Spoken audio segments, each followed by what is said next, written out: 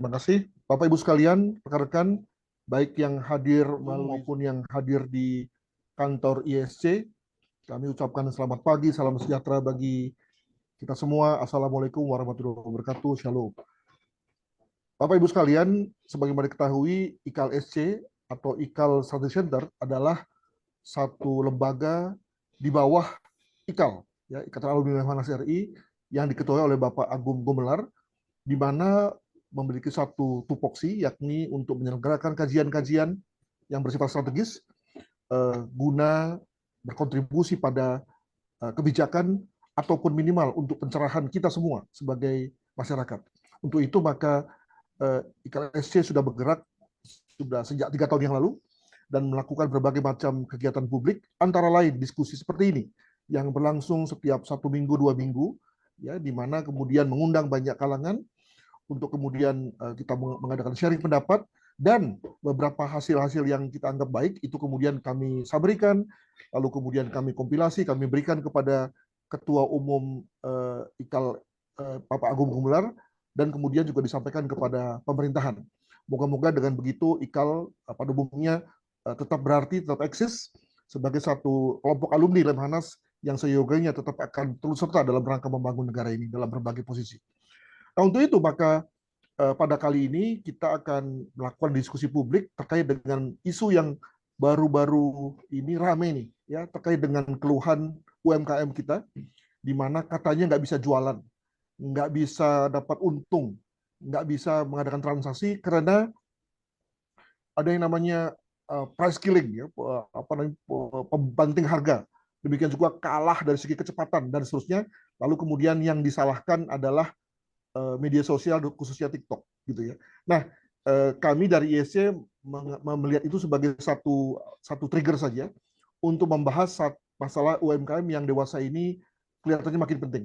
Bapak Ibu sekalian, kita misalnya ingat pada tahun 1998, 1999, di mana banyak perusahaan-perusahaan jatuh karena terlalu besar dan kemudian tidak sanggup menahan beban bunga dan seterusnya, tapi kemudian lalu bisa disangga oleh UMKM. Nah, UMKM juga terus eksis pada saat kita mengalami pandemi, gitu ya, dengan kemudian mengalami perubahan dari sisi pola kerja, ya, di mana kemudian lalu ketika tidak ada mall bisa didatangi, tapi UMKM tetap bisa maju. Nah, rasanya UMKM akan terus makin penting dalam rangka untuk menyangga ekonomi, menambah devisa, menyerap beban tenaga kerja dan seterusnya. Untuk itu maka rasanya pas untuk kita sebagai satu lembaga yang berniat untuk menjadi lembaga think tank strategis membicarakan masalah ini, ya, sebagai suatu fenomena yang strategis juga. Untuk itu maka kami sudah mengundang beberapa narasumber. Oh, nggak ada. Oke, jadi kita akan mendengar paparan dari 3 orang narasumber. Yang pertama adalah Bapak Rudi Salahuddin, Deputi 4 dari Kemenko Perekonomian. Tentu beliau ya paling tidak menampilkan beberapa pandangan pendapat dari sisi pemerintah, ya. Nah, lalu kemudian akan disambung oleh Pak Mas Muhin. Beliau adalah juga pengurus ISC, seorang praktisi UMKM juga, dan punya aktivitas segudang ini di berbagai organisasi. Dan kemudian nanti akan juga bicara Pak Rene Johannes, seorang ekonom akuntan lah, gitu ya, yang menjadi dosen di Universitas Bakri. Tentu beliau akan memberikan satu amatan terkait dengan apa yang sudah didengar oleh dari Pak Rudi dan juga dari Pak Mas Buhin. Sebelum saya mengundang para narasumber bicara, saya juga ingin melihat apakah ada Pak Ketua kita, Pak Prof. Gumilar. Apakah hadir, Prof. Gumilar? Beliau harusnya hadir dan menyapa kita, tapi mungkin sedang di jalan atau mungkin beliau sedang di luar kota. Di antara para hadirin yang hadir juga ada, saya melihat sini ada Pak Sekjen ISC, Pak Surya. Apa kabar Pak Surya? Baik, Pak Prof. Sehat Saya selalu lagi Pak di ya? kereta, Prof. Ya. Ya, alhamdulillah.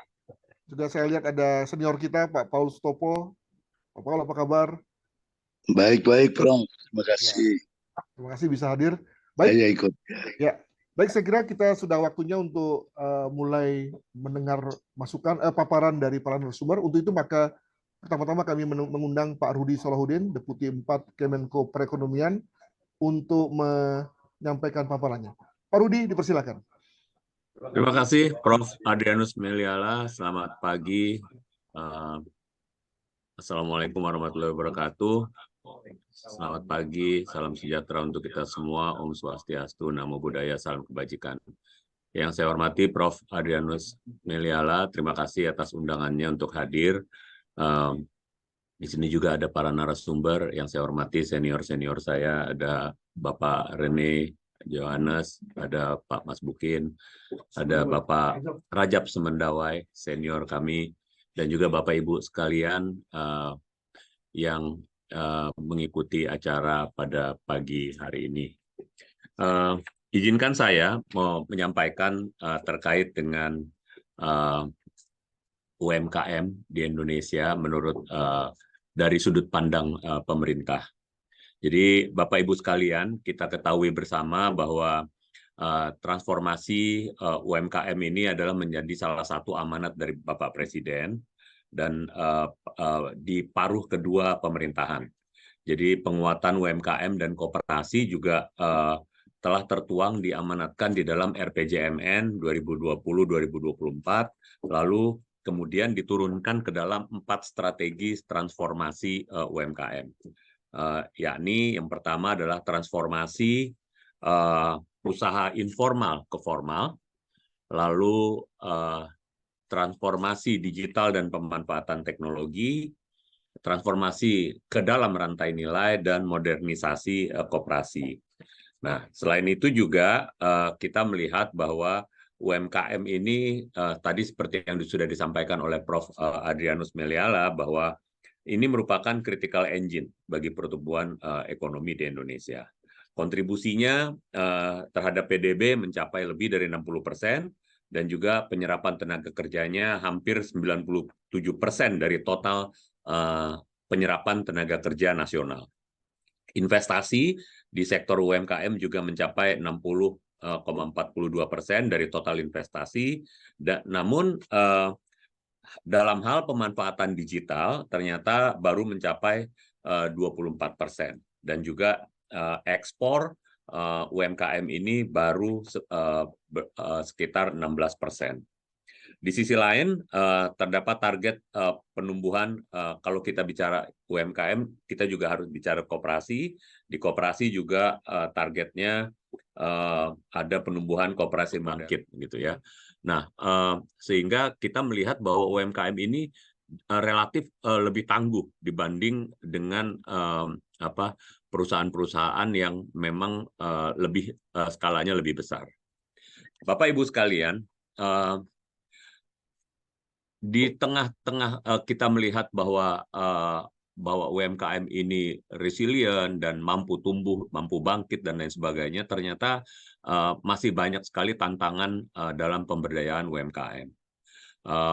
Sebenarnya ini cukup klasik gitu ya, kita sudah sama-sama mengetahui misalnya rendahnya inovasi dan teknologi, lalu akses pembiayaan yang masih belum merata gitu, karena terkendala juga laporan keuangan yang memang biasanya tidak dimiliki oleh UMKM, khususnya untuk yang skala mikro dan yang non formal. Lalu sumber daya manusia, kita melihat bahwa produktivitasnya juga sangat rendah. Lalu branding dan pemasaran, kita melihat bahwa daya tawar dan pemasaran juga masih sangat rendah, dan juga masih terkendala dengan rendahnya standarisasi dan sertifikasi. Nah, di sisi lain di digitalisasi, UMKM juga masih kesulitan mengadopsi teknologi digital. Kita lihat data yang kami miliki ternyata hanya tidak mencapai 25% UMKM yang memiliki website untuk mereka memasarkan produk-produknya. Bapak Ibu sekalian, tantangan yang kedua adalah kehadiran dari teknologi informasi atau digitalisasi. Tadi yang disampaikan juga oleh Prof. Adrianus dalam pengantar diskusinya.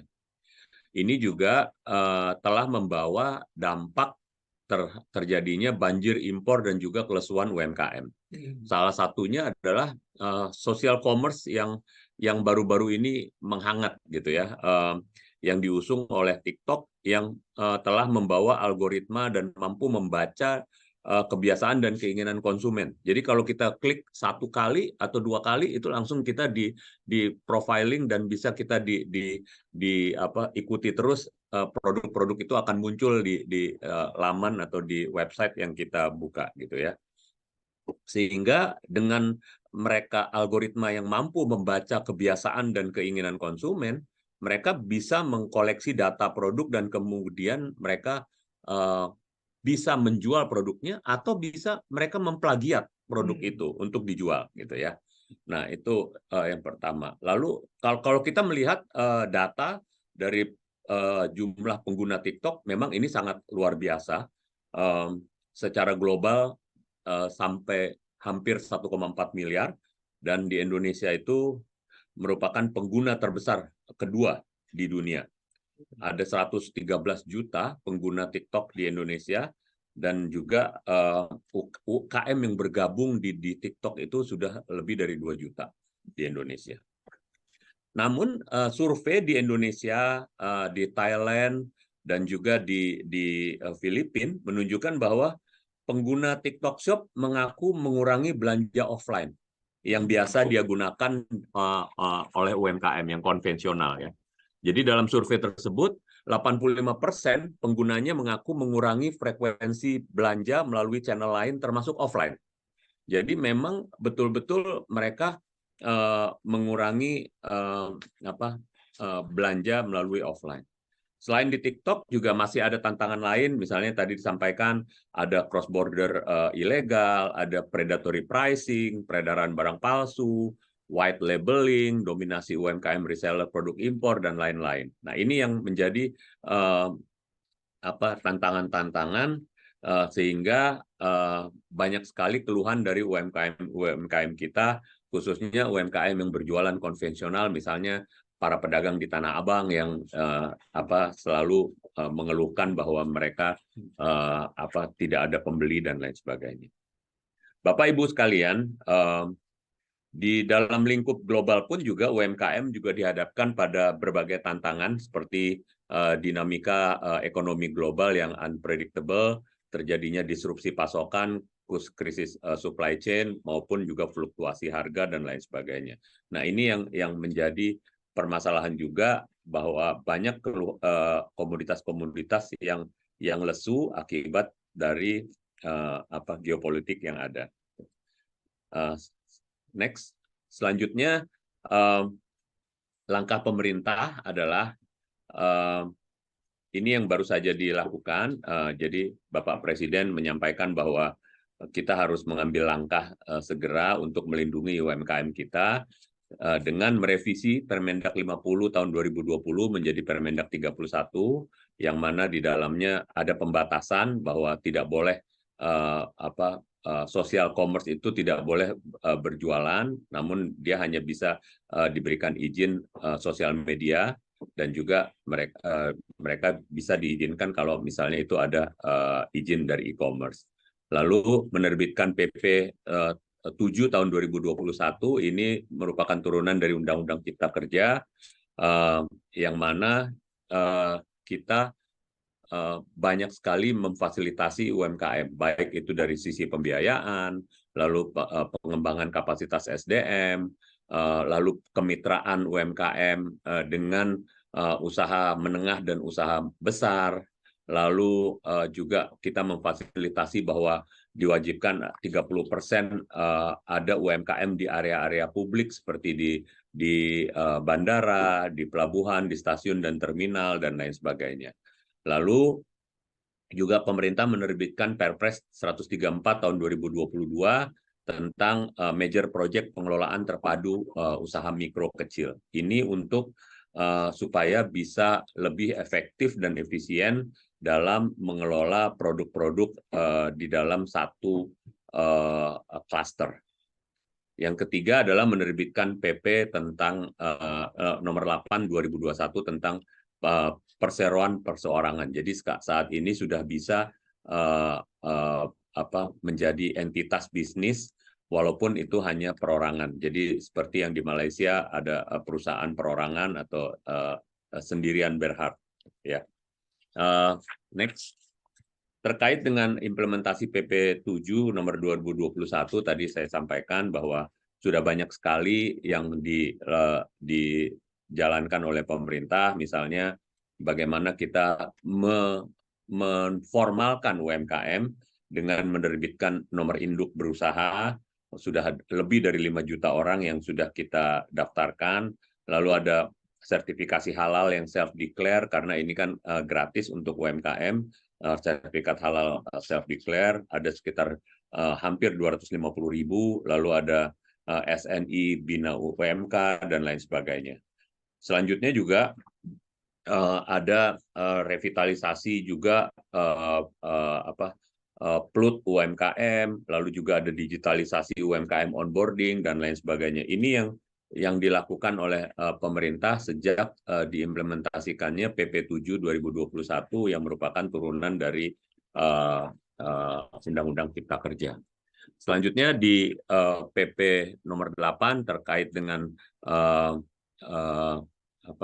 perseroan perorangan, juga saat ini sudah ada lebih dari 130.000 perseroan perorangan yang sudah terdaftar, yang sudah bisa menjadi entitas bisnis sendiri, sehingga yang tadinya mereka non formal bisa menjadi formal, dan juga mereka sebagian besar sudah memperoleh nomor induk berusaha untuk memulai usahanya.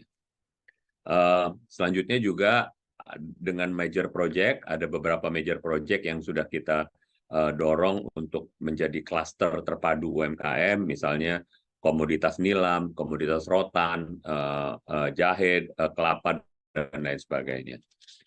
Next, terkait dengan digitalisasi UMKM, kita juga pemerintah juga telah mendorong hal ini supaya UMKM ini go digital. Jadi saat ini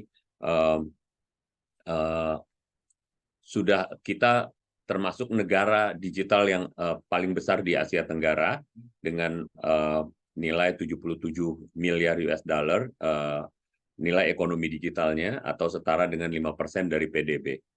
Dan di tahun 2030 kita diproyeksikan menjadi 220 sampai 360 miliar US dollar nilai ekonomi digitalnya, atau setara dengan 15% dari PDB kita. Namun di tahun 2000 kita melihat bahwa nilai ekonomi digital kita masih didominasi oleh kegiatan-kegiatan e-commerce, lalu yang kedua adalah ride hailing, baik itu transport, Gojek dan ojek dan lain sebagainya, ataupun juga pengantar makanan, online media, dan juga online travel. Nah, di sisi lain tadi yang seperti saya sampaikan, isu social commerce juga berkembang dan menjadi perhatian. Misalnya ada penerapan Project S oleh TikTok, algoritma social commerce, penguasaan rantai pasok. Namun demikian pemerintah sudah tadi disampaikan sudah menerbitkan Permendak 31 tahun 2023 yang mengatur tentang perizinan berusaha untuk e-commerce. Di dalam Permendak 31 itu kita sudah mengatur, pemerintah sudah mengatur bahwa penyelenggara e-commerce dengan model bisnis marketplace dan atau social commerce dilarang bertindak sebagai produsen sesuai dengan ketentuan peraturan perundang-undangan di bidang distribusi barang. Dan juga e-commerce dengan model bisnis social commerce dilarang memfasilitasi transaksi pembayaran. Jadi tidak ada lagi keranjang kuning di dalam TikTok. Jadi mereka tidak bisa bertransaksi untuk berjual. Jadi hanya bisa mempromosikan barang, tapi tidak bisa langsung bertransaksi di dalam platform TikTok tersebut, gitu ya. Bapak Ibu sekalian,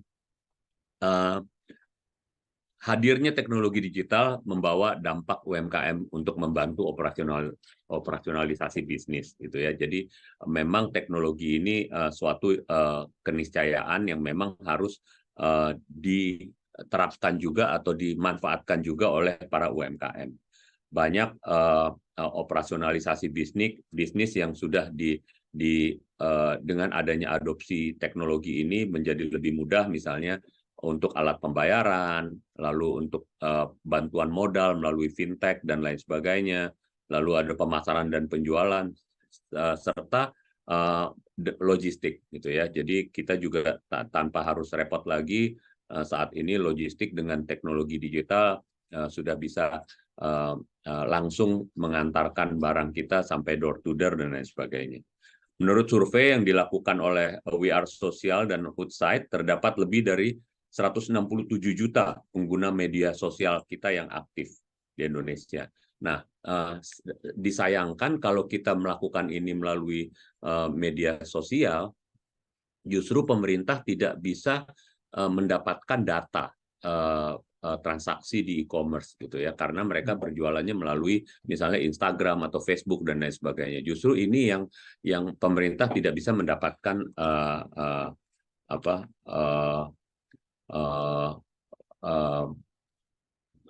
transaksi, gambaran transaksi dari e-commerce. Nah, sehingga pemerintah berharap bahwa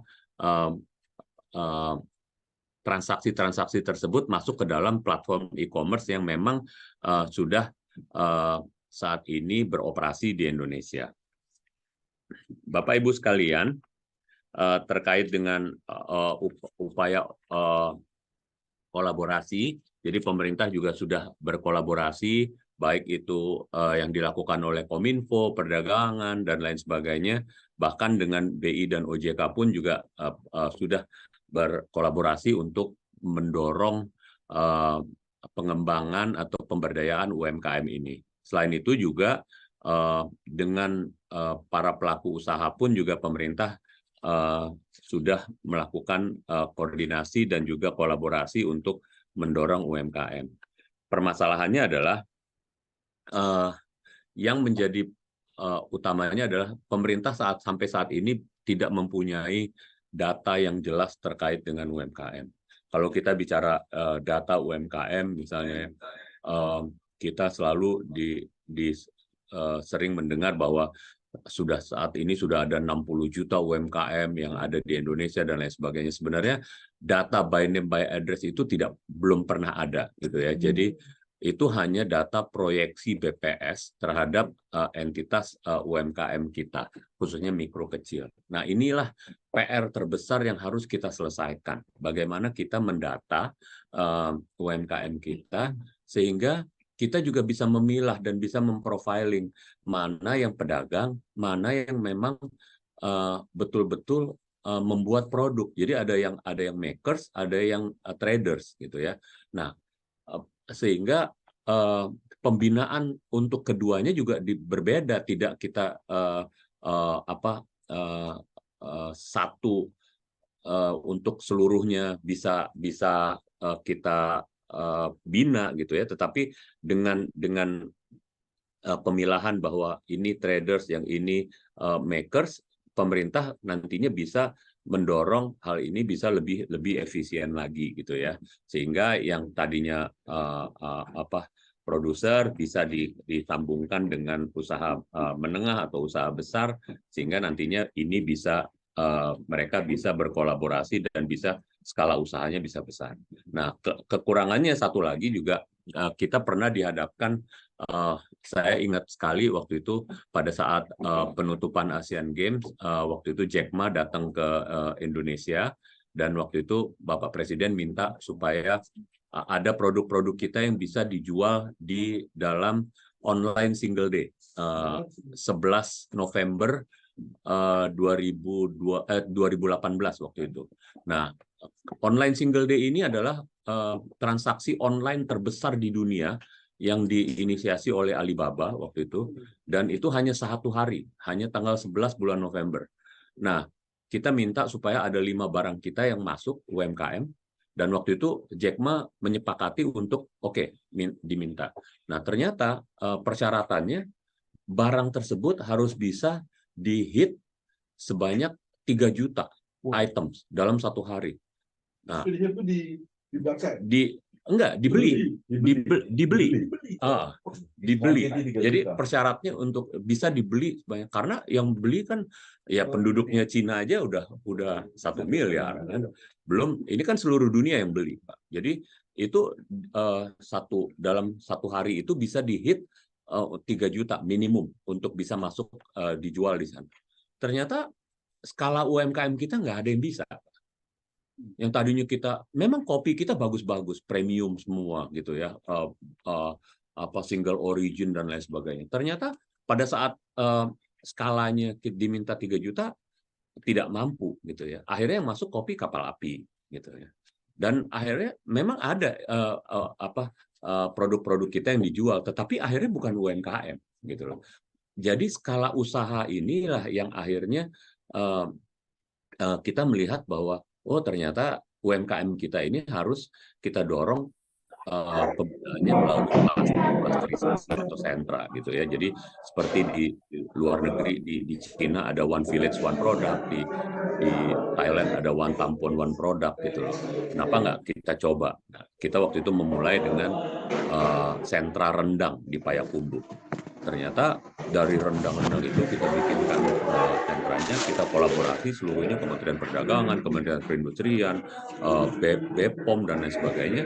Ternyata skala usaha dari rendang itu juga walaupun bermerek macam-macam, tetapi semuanya dalam satu sentra itu menjual rendang. Bahkan sekarang ada wisata rendang dan orang bisa dapat sertifikat untuk mengolah rendang dan lain sebagainya. Jadi ini betul-betul dibikin bisnis, baik itu wisata maupun industri, dan mereka akhirnya bisa mendapatkan jatah atau bukan jatah, pemasok untuk haji yang sangat besar gitu ya. Jadi ini yang dengan kita melakukan klasterisasi, kita melihat bahwa pemerintah bisa membina baik dari sisi inputnya maupun proses sampai dengan outputnya.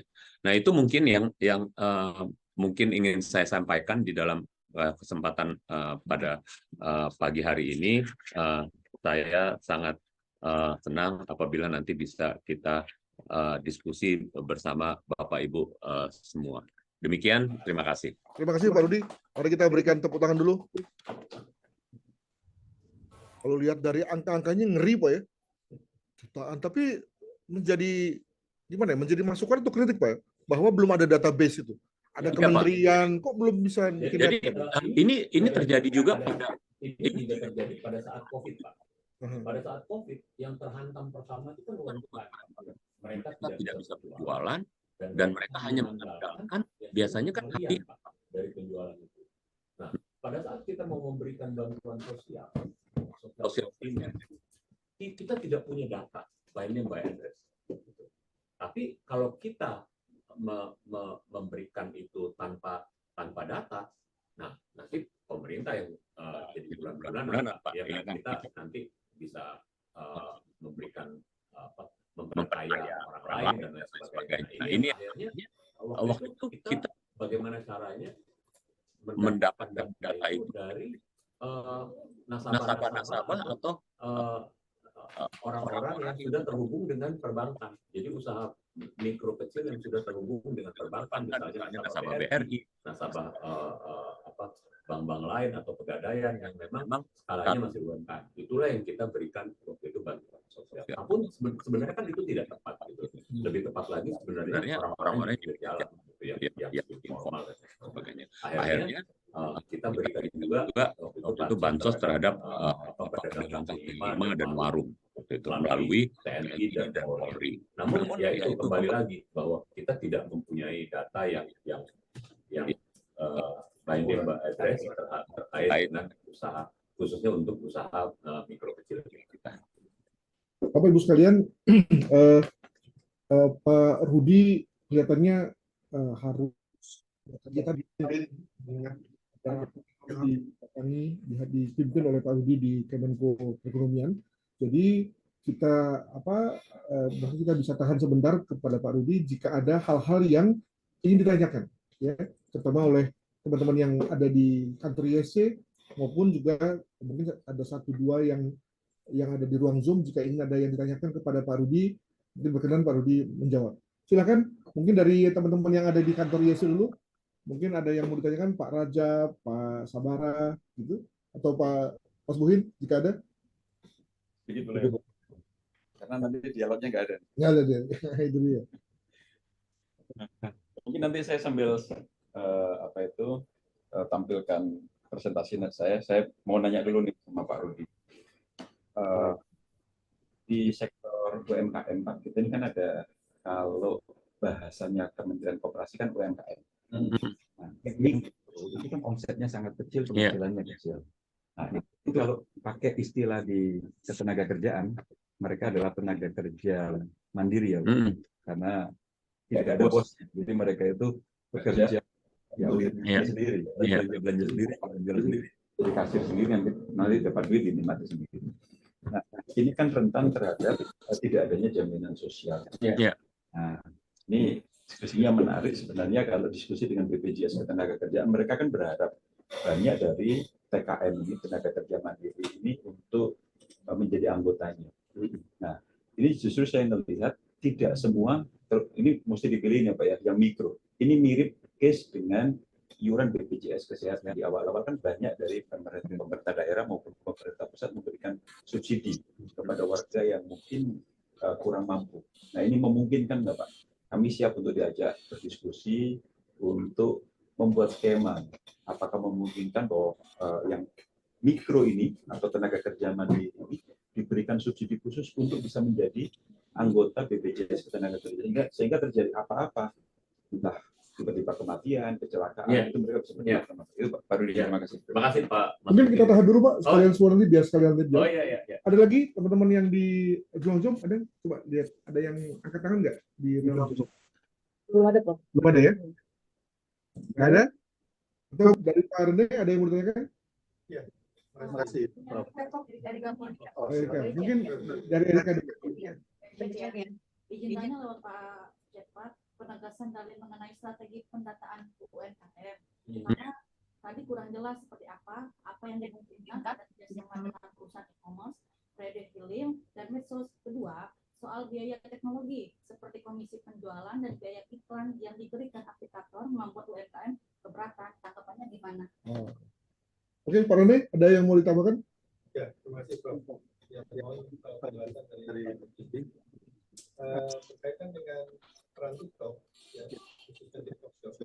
Ini kan tadi sudah disebutkan oleh Pak Rudi, ada kerjasama ya juga dengan online synergi dengan Jack Ma. Kenapa tidak dilakukan kerjasama kita dengan TikTok Shop untuk bisa memasukkan ya, produk-produk UMKM tentu dengan regulasi tertentu supaya kita bisa memanfaatkan TikTok Shop tersebut. Ya. Baik, silakan Pak Rudi. Baik, terima kasih. Wah, challenging juga pertanyaannya. Terkait yang pertama, Pak Mas Bukin. Jadi memang ini kami dalam beberapa waktu terakhir ini memang sedang memikirkan hal ini, Pak. Jadi kita ingin supaya bagaimana menambah jumlah kepesertaan dari BPJS Ketenagakerjaan kita melalui khususnya untuk para UMKM yang mikro maupun juga gig workers. Yang saat ini gig workers ini juga statusnya mereka bukan pekerja, tetapi mereka adalah mitra dari platform.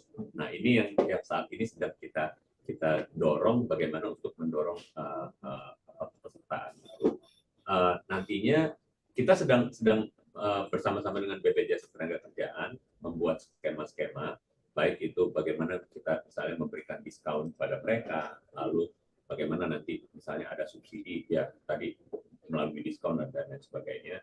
Nah, ini yang sedang kita pikirkan, paling tidak tapi ada dua jaminan yang tercover oleh para pelaku usaha itu, JKK dan JKM, kecelakaan kerja dan kematian. Nah, ini yang dua ini. Jadi ini sedang kita pikirkan dan welcome Pak kalau misalnya itu nanti kita mau diskusikan ke depan. Ya. Nah, terkait dengan Ibu Erika pendataan UMKM, jadi basis dari pendataan UMKM ini pertama kita dari pada saat kita memberikan bantuan sosial di COVID kemarin, mulai di tahun 2020, itu kita sudah ada data-data UMKM yang kita berikan. Nah, ini kita jadikan basis sambil kita perkaya lagi dengan pendataan-pendataan melalui baik itu pendataan nomor induk berusaha maupun juga yang saat ini sedang dilakukan oleh Kemenko UKM melalui pendaftaran mandiri untuk mereka bisa terdaftar menjadi UMKM. Nah, ini yang sedang dilakukan. Namun ini juga tidak bisa instan gitu ya. Jadi butuh waktu untuk kita mendata UMKM karena sifat dari UMKM ini kan sangat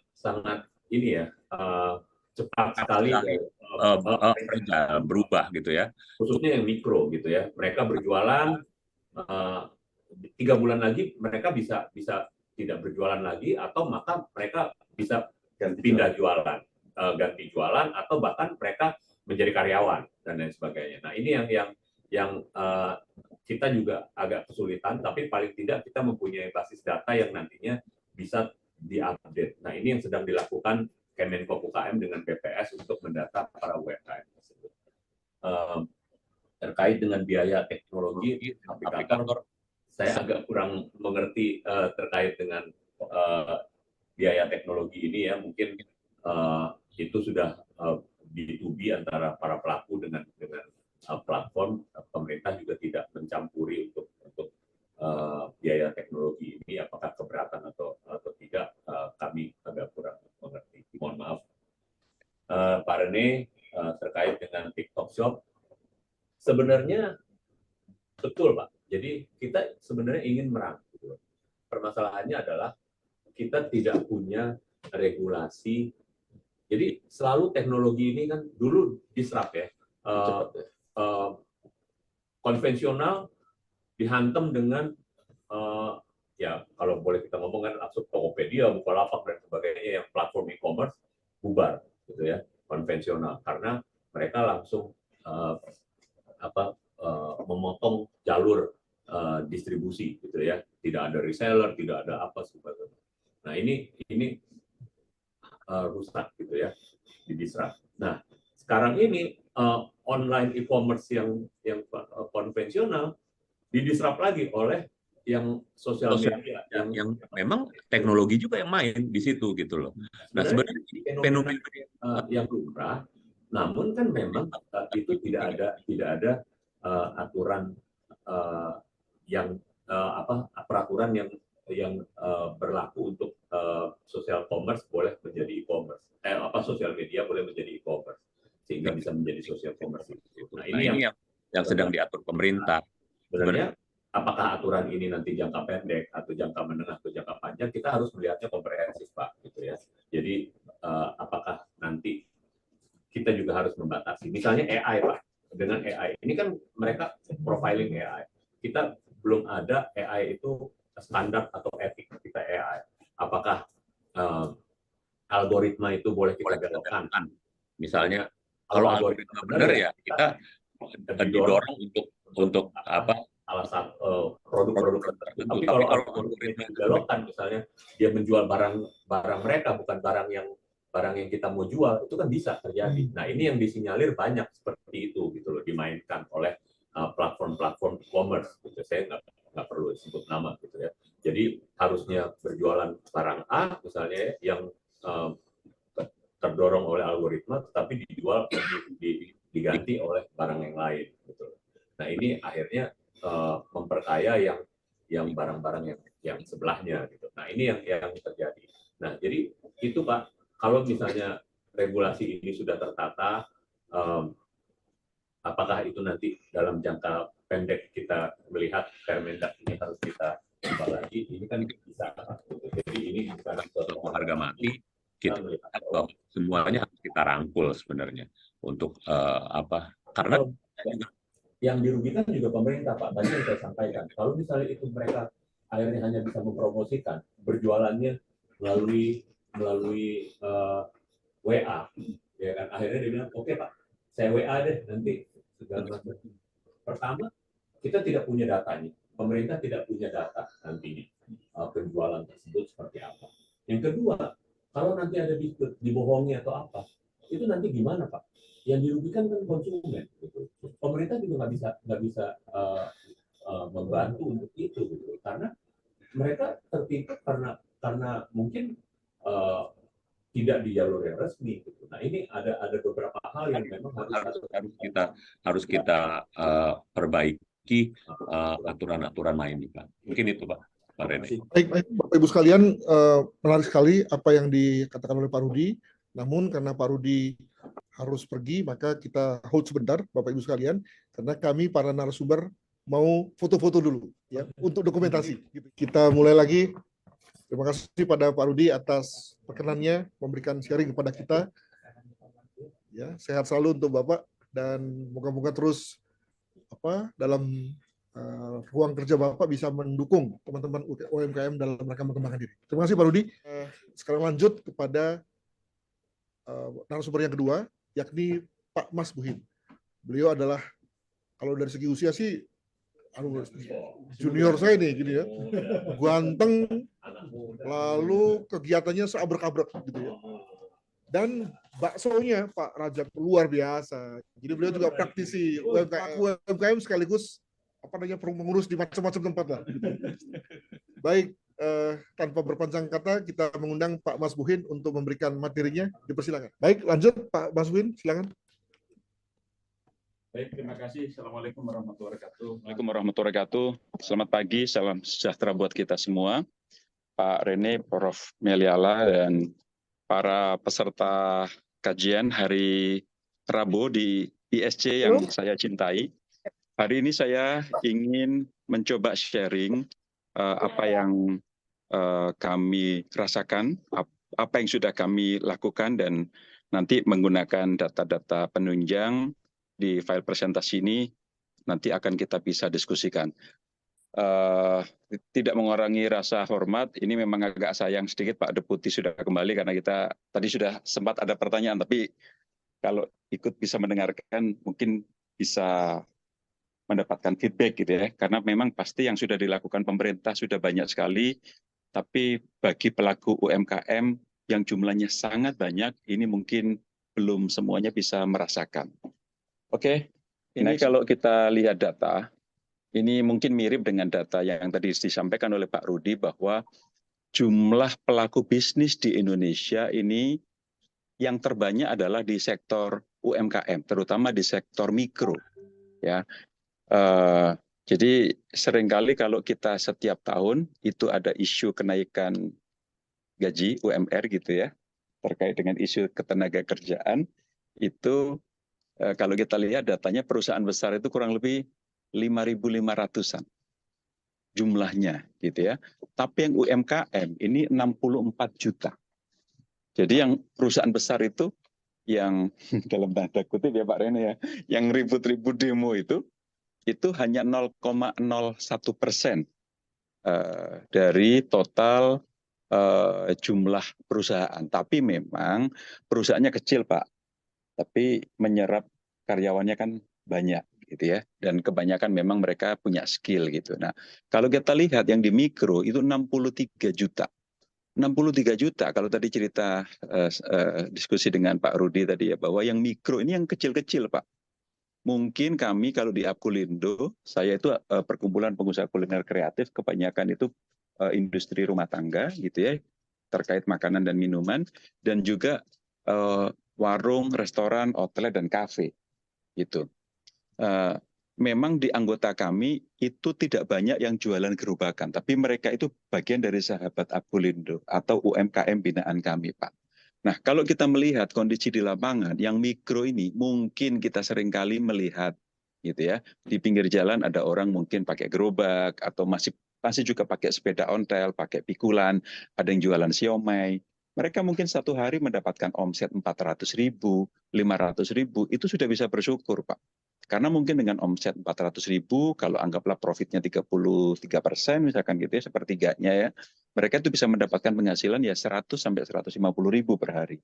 Satu bulan berarti kan kurang lebih 3 sampai 4,5 juta ya Pak ya. Ya itu mungkin setara dengan UMR. Nah itu mungkin mereka bekerja sendiri, belanja sendiri, berjualan sendiri, mungkin dibantu dengan istrinya di rumah seperti itu. Nah, jadi kalau kita lihat potret usaha seperti ini mikro, berarti mereka ini mereka pekerja sendiri, Pak, bukan yang ada bosnya gitu. Jadi dengan potret usaha mikro 63 juta orang ini, ya kebanyakan orang, meskipun tadi menurut data Pak Rudi, ini belum pasti, hanya perkiraan data BPS maupun dari Kemenkop UKM gitu ya, bahwa data ini kurang lebih 63 juta. Nah, ditambah dengan usaha kecil. Nah, kalau usaha kecil, ini mungkin sudah mulai mempekerjakan 1, 2, 3 orang, Pak. Mungkin mereka punya warung atau restoran yang sudah bisa omset kurang lebih 100 juta lah 1 bulan. Artinya per bulan, per harinya itu 3 jutaan. Nah, kalau 3 juta itu mungkin dengan rasio omset 600, dengan tadi mikro 500 ribu, Pak, itu bisa mempekerjakan 4-5 orang, termasuk mungkin dirinya sendiri. Nah, sebenarnya dengan pakai, ini juga masih pakai asumsi-asumsi, Pak, kita diskusi seperti ini. Ya. Nah, ini kebanyakan anggota kami, ini banyak yang di kecil dan menengah, Pak, yang 60 juta. 60 ribu orang. Nah, ini mungkin warteg itu bisa karyawan 2-3 orang, itu yang kecil, Pak. Yang kecil. Nah, ada juga yang di atas itu, Pak. Gitu. Oke. Nah, ini kalau kita lihat, ini menyumbang PDB yang lumayan besar, bahwa tadi diceritain pas waktu 98 gitu ya, 2008 juga sempat ada krisis akibat Amerika gitu kan, kondisi di Amerika, terus kemarin ini memang belum sembuh benar, Pak. Tapi namanya UMKM, Pak, nggak ada bosnya, nggak ada gajinya. Mungkin mereka juga nggak sempat menabung. Makanya kenapa tadi saya sempat bertanya tentang kenapa mereka nggak dibantu gitu kan untuk menabung iuran BPJS Ketenagakerjaan. Meskipun tidak mahal, 15.000 kalau nggak salah, Pak, per bulan.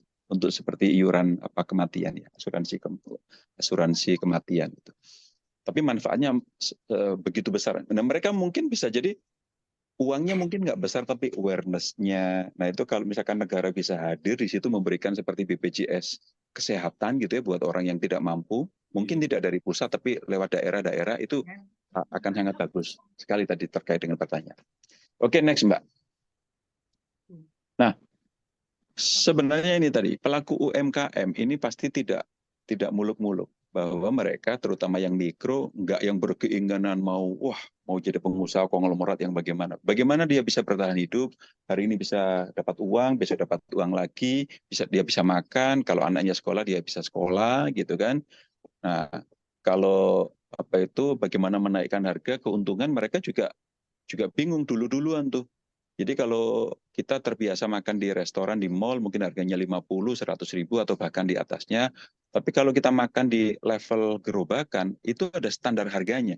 Jadi kalau gerobakan di Jakarta itu 13 sampai 15 ribu, tergantung wilayahnya di mana. Kalau di Bekasi mungkin lebih turun 1.000 di pinggiran gitu ya, seperti itu. Nah, ini juga ketika barang-barang naik nih, seperti sekarang nih, harga beras kan lagi naik nih, ya kan, karena efek El Nino. Mereka juga bingung tuh, ya kan, bagaimana tidak hanya beras, karena kaitannya ini sama cuaca El Nino, hampir semua barang naik tuh, karena nggak ada pasokan hujan, ya kan, sayur mayur juga pasti menjadi mahal. Nah, ini menjadi masalah juga bagaimana menaikkan keuntungan ketika suplainya terbatas. Oke, next, Mbak. Nah, ini kendala yang dihadapi pelaku UMKM sangat banyak. Yang pertama mungkin tadi Pak Rudi sempat menyinggung, kita belum ada klasifikasi yang tepat untuk UMKM ini. By name, by address tadi. Siapa makernya, siapa tradernya. Nah, ini terkait dengan tadi, bicara dengan Apulindo tadi, memang kualitas produk. Kadang-kadang orang yang menjadi pelaku usaha mikro, ini bukan karena orangnya terpelajar, dia sekolah perhotelan, sekolah tata boga gitu ya, terus berjualan, bukan begitu. Karena mungkin dia dipecat, ya kan, nilai sekolahnya tidak bagus, ngelamar kerja nggak bisa gitu ya Pak ya. Seperti itu. Jadi banyak kendala. Justru mereka, kebanyakan kita yang jadi pengusaha, pelaku usaha mikro ini awalnya karena banyak keterbatasan. Sehingga karena banyak keterbatasan itu yang perlu dibantu. Sehingga kualitas produknya mungkin tidak bagus. ya bikin apa ini di depan saya ada pastel misalkan gitu, belum tentu rasa pastelnya enak. Apa ya ini pastel isinya seperti ini misalkan gitu. Itu kan perlu edukasi ya Pak ya. Gitu. Terus belum tentu pandai menjual. Ini karena perlu ada jualan apakah secara offline ataupun secara online.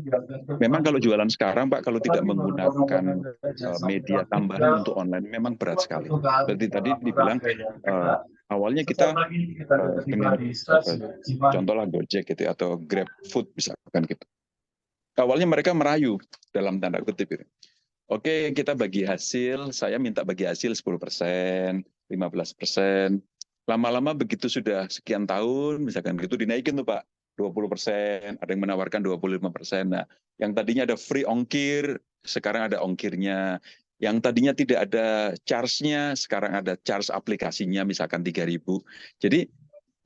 Jadi merayu di awal, yang sekarang yang tadi yang ditanyain Pak Reni tadi ke Pak Rudi kan, bagaimana dengan penggunaan cost teknologi ini tadi Pak? Memang kita ini tidak dalam posisi yang bisa menawar gitu si pelaku UMKM ini, bahwa kalau nggak pakai jualan online ya sekarang berat. Mungkin ada yang berjualan online ini 50%, ada yang 33% dari omsetnya, ada yang 20%. Kalau ini tidak dilakukan sama sekali juga tidak bagus. Itu baru medianya, belum ikut promonya Pak.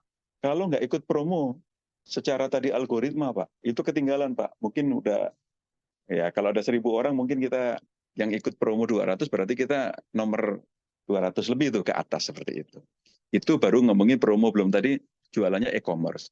Jualan e-commerce pakai sosial media tadi, kalau kita tidak beriklan tadi lewat TikTok Shop gitu kan, atau kan TikTok tadi ada yang langsung berbelanja gitu yang pakai keranjang kuning. Bisa juga kita mempromosikan akun kita untuk dia biar tahu bahwa kita berjualan di situ, meskipun nanti pembeliannya bisa lewat media yang lain, tidak lewat yang TikTok tadi. Kalau itu tidak dipromosikan, tidak ada anggaran untuk beriklan, yang itu berbayar juga gitu ya, itu juga kita pasti akan ketinggalan tuh Pak jualannya. Nah, hal yang seperti ini belum tentu bisa dilakukan UMKM. Seperti contohnya kita bicara Tanah Abang.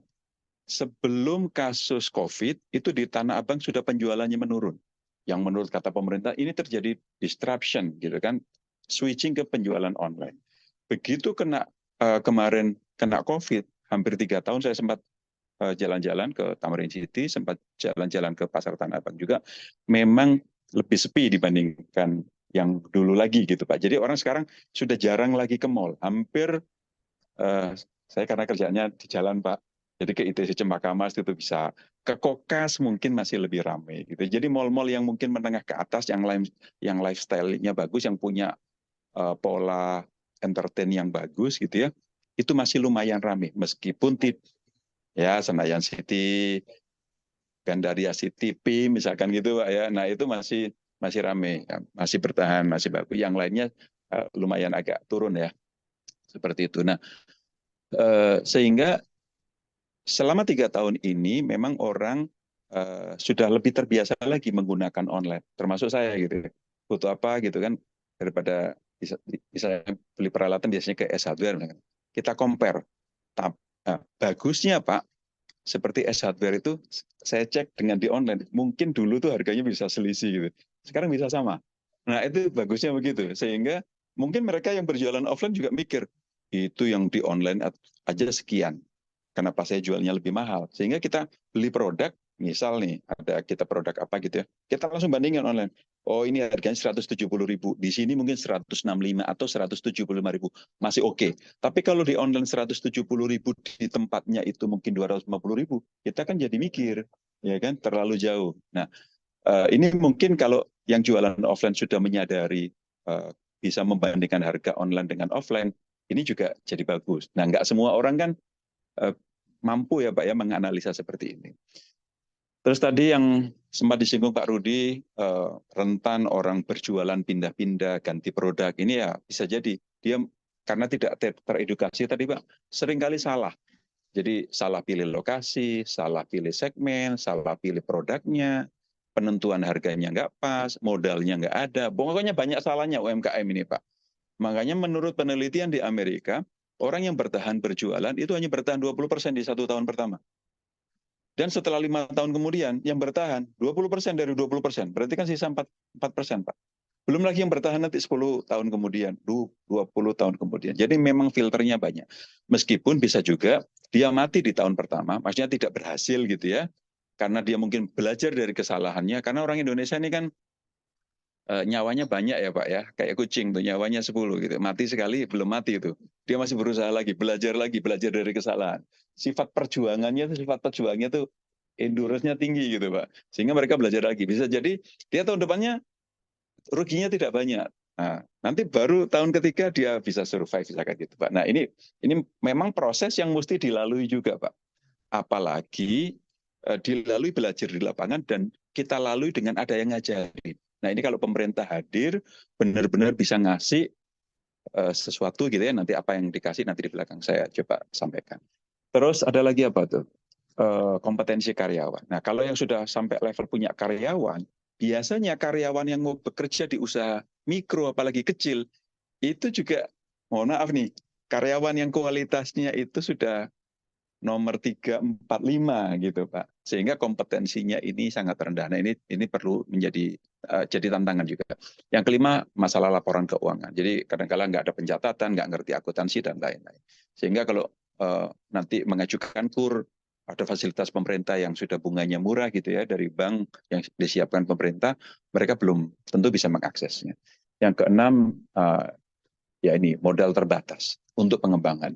Nah tentu kalau bagaimana mengembangkan usaha, tentu yang 1, 2, 3, 4, 5-nya itu sudah bisa teratasi, baru ngomonginnya permodalan. Oke, berikutnya.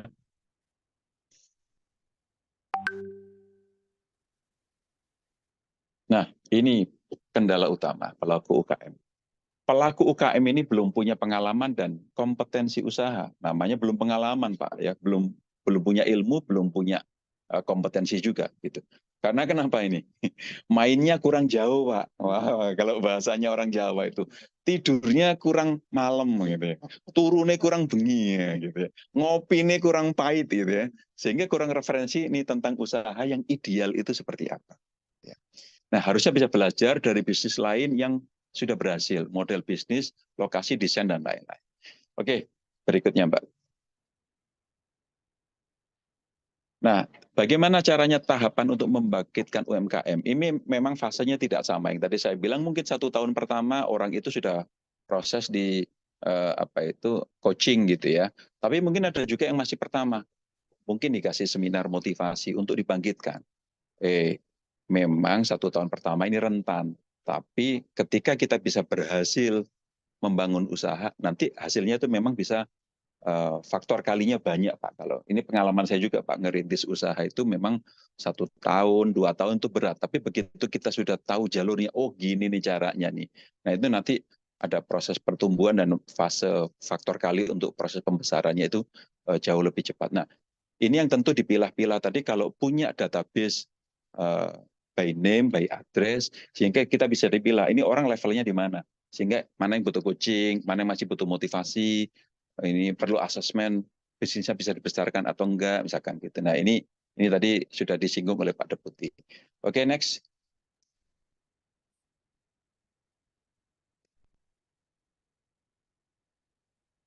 Nah ini kata kunci membesarkan UMKM ya. Jadi ada keberpihakan yang pertama, yang kedua pendampingan, yang ketiga monitoring. Karena kalau kita lihat tadi angkanya lumayan besar, 65 juta dan ini mungkin bisa melibatkan hampir 2 kali lipat mungkin penduduk Indonesia. Karena tadi kaitannya efeknya sama keluarga, tadi istrinya, anaknya gitu ya seperti itu. Dan hampir belasan kementerian itu semuanya punya program untuk UMKM. Dan ini pentingnya itu tadi Pak, kalau ada kolaborasi gitu ya, anggarannya, fokusnya ke siapa, jangan sampai 1 orang, seringnya gini Pak, ada teman misalkan gitu, yang memang dianggap bagus hasil kinerjanya itu bisa dibantu berkali-kali. Karena mungkin buat yang bantu juga enak Pak. Ini loh usahanya sudah bagus, udah plang namanya ini, packagingnya sudah bagus, misalkan gitu loh. Jadi orang itu mungkin sudah dilatih berkali-kali gitu ya untuk dia terus pengajuan ini ada lomba misalkan gitu, ada lomba seperti ini nanti dapat misalkan peralatan gitu Pak, peralatan masak misalkan gitu. Dia dapat sumbangan tuh. entah CSR dari BUMN atau dari bank mana ikut. Nanti tahun itu mungkin ada dari yang lain lagi. Karena dia sudah tahu polanya, bagaimana mengikuti lomba itu, misalkan gitu kan, dia nanti akan dapat lagi hadiah, baik itu dari sisi pemasaran, pelatihan. Bagus nggak? Bagus menurut saya. Tapi bagaimana ini dibuat lebih masif dan orang yang berbeda lagi gitu. Sehingga jumlah tadi yang dikurangi, yang mengurangi yang kegagalan, upscaling dari yang tadi mikro menjadi kecil, kecil menjadi menengah. Nah, ini menjadi lebih banyak lagi. Oke, next tadi sedikit menyinggung tentang pengupahan. Jadi memang pengupahan itu kan ada yang standar perusahaan besar, Pak. Itu harus menggunakan yang tadi, Pak, upah minimum regional. Gitu ya. Tapi ternyata di PP nomor 30 ini tahun 2021 ya tentang pengupahan ini memang boleh. Jadi ada dasarnya menggunakan misalkan minimal 25% dari garis kemiskinan, artinya atau 50% dari kelayakan hidup di satu wilayah. Jadi ini ada di peraturan perundangannya sudah ada memang, tapi ini belum dijelaskan secara clear karena ini agak dalam tanda kutip nanti takutnya bikin ribut, Pak. Satu, bikin ribut buat si pelaku UMKM-nya. Yang kedua nanti ribut tuh ke teman-teman SP. Ini diskusi kita ya. Kok itu boleh UM-nya sekian? Bagaimana klasifikasi usaha kecil mikronya yang boleh memberikan seperti ini? Jadi ini juga sosialisasi buat teman-teman yang pelaku UMKM masih bertanya-tanya juga, belum banyak yang tahu tentang aturan seperti ini tentang pengupah. Oke, next, Mbak. Ya ini memang untuk mikro yang kecil ya, yang sudah menengah mungkin outletnya yang sudah ada brandingnya, omsetnya mungkin sudah di atas berapa? 400 juta ya, 2-3 outlet yang nggak masuk, yang ini yang franchise itu meskipun kuliner yang nggak masuk.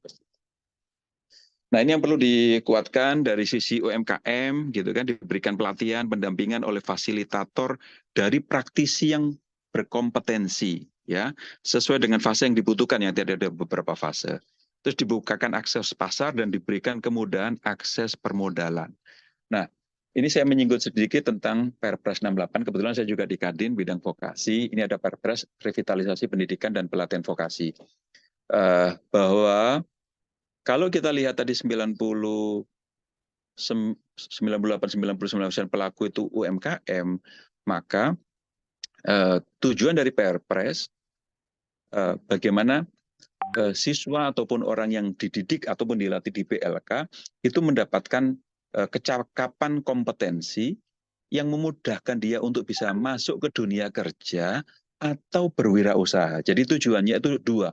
Satu, bisa mampu langsung diterima kompetensinya di dunia kerja. Yang kedua adalah mampu berwirausaha. Nah, ini mungkin bisa masuk ke sini bahwa salah satunya adalah orang-orang yang berkompeten, yang sudah punya pengalaman itu bisa masuk mengajari nih UMKM. Nah, di sini juga nanti Apkulindo hadir, kita juga membuat beberapa fase pelatihan yang nanti kita akan share setelahnya. Nah, buat pelaku UMKM, nah ini juga sama. Yang pelaku UMKM tadi itu yang skillnya mungkin masih rendah gitu ya, ini bisa diberikan pelatihan, baik itu soft skill maupun motivasi kerja. Dan ini juga perlu disinggung ini tadi, kepastian upah minimum ini untuk UMKM, untuk UMKM-nya. Buat si pekerjanya juga kalau dia bisa mendapatkan kepastian hukum juga jadi bagus. Bahwa pemerintah juga di situ menetapkan ya di aturan tersebut.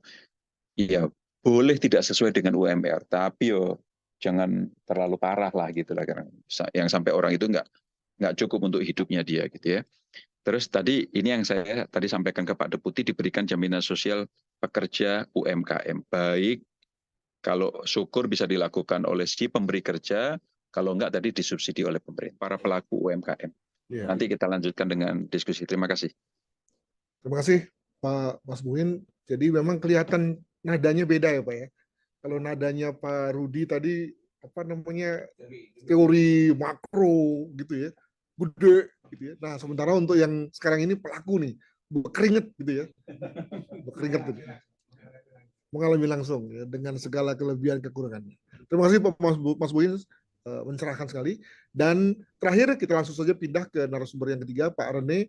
Nah, ini beliau kita harapkan mewakili akademisi ini. Akademisi umumnya lebih jernih, tenang gitu ya.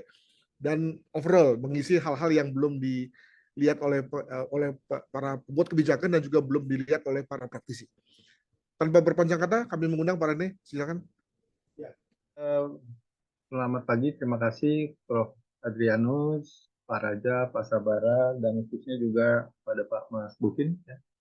Saya banyak insight ya karena saya juga melakukan penelitian terhadap UKM ya di berbagai tempat, termasuk juga meneliti misalnya warteg, ada pedagang-pedagang kecil di pasar ya, khususnya pasar Pondok Labu di situ ya.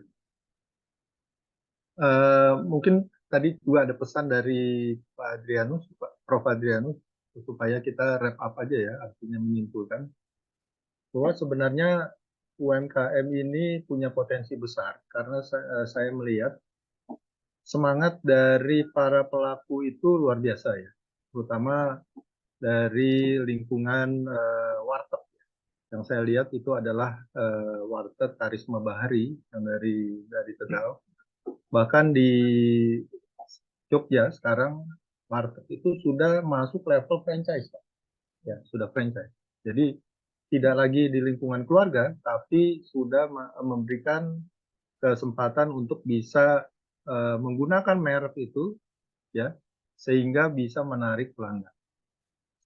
Nah, berkaitan dengan pendampingan, tadi ada 3 hal yang berkaitan disebutkan kata kunci ya.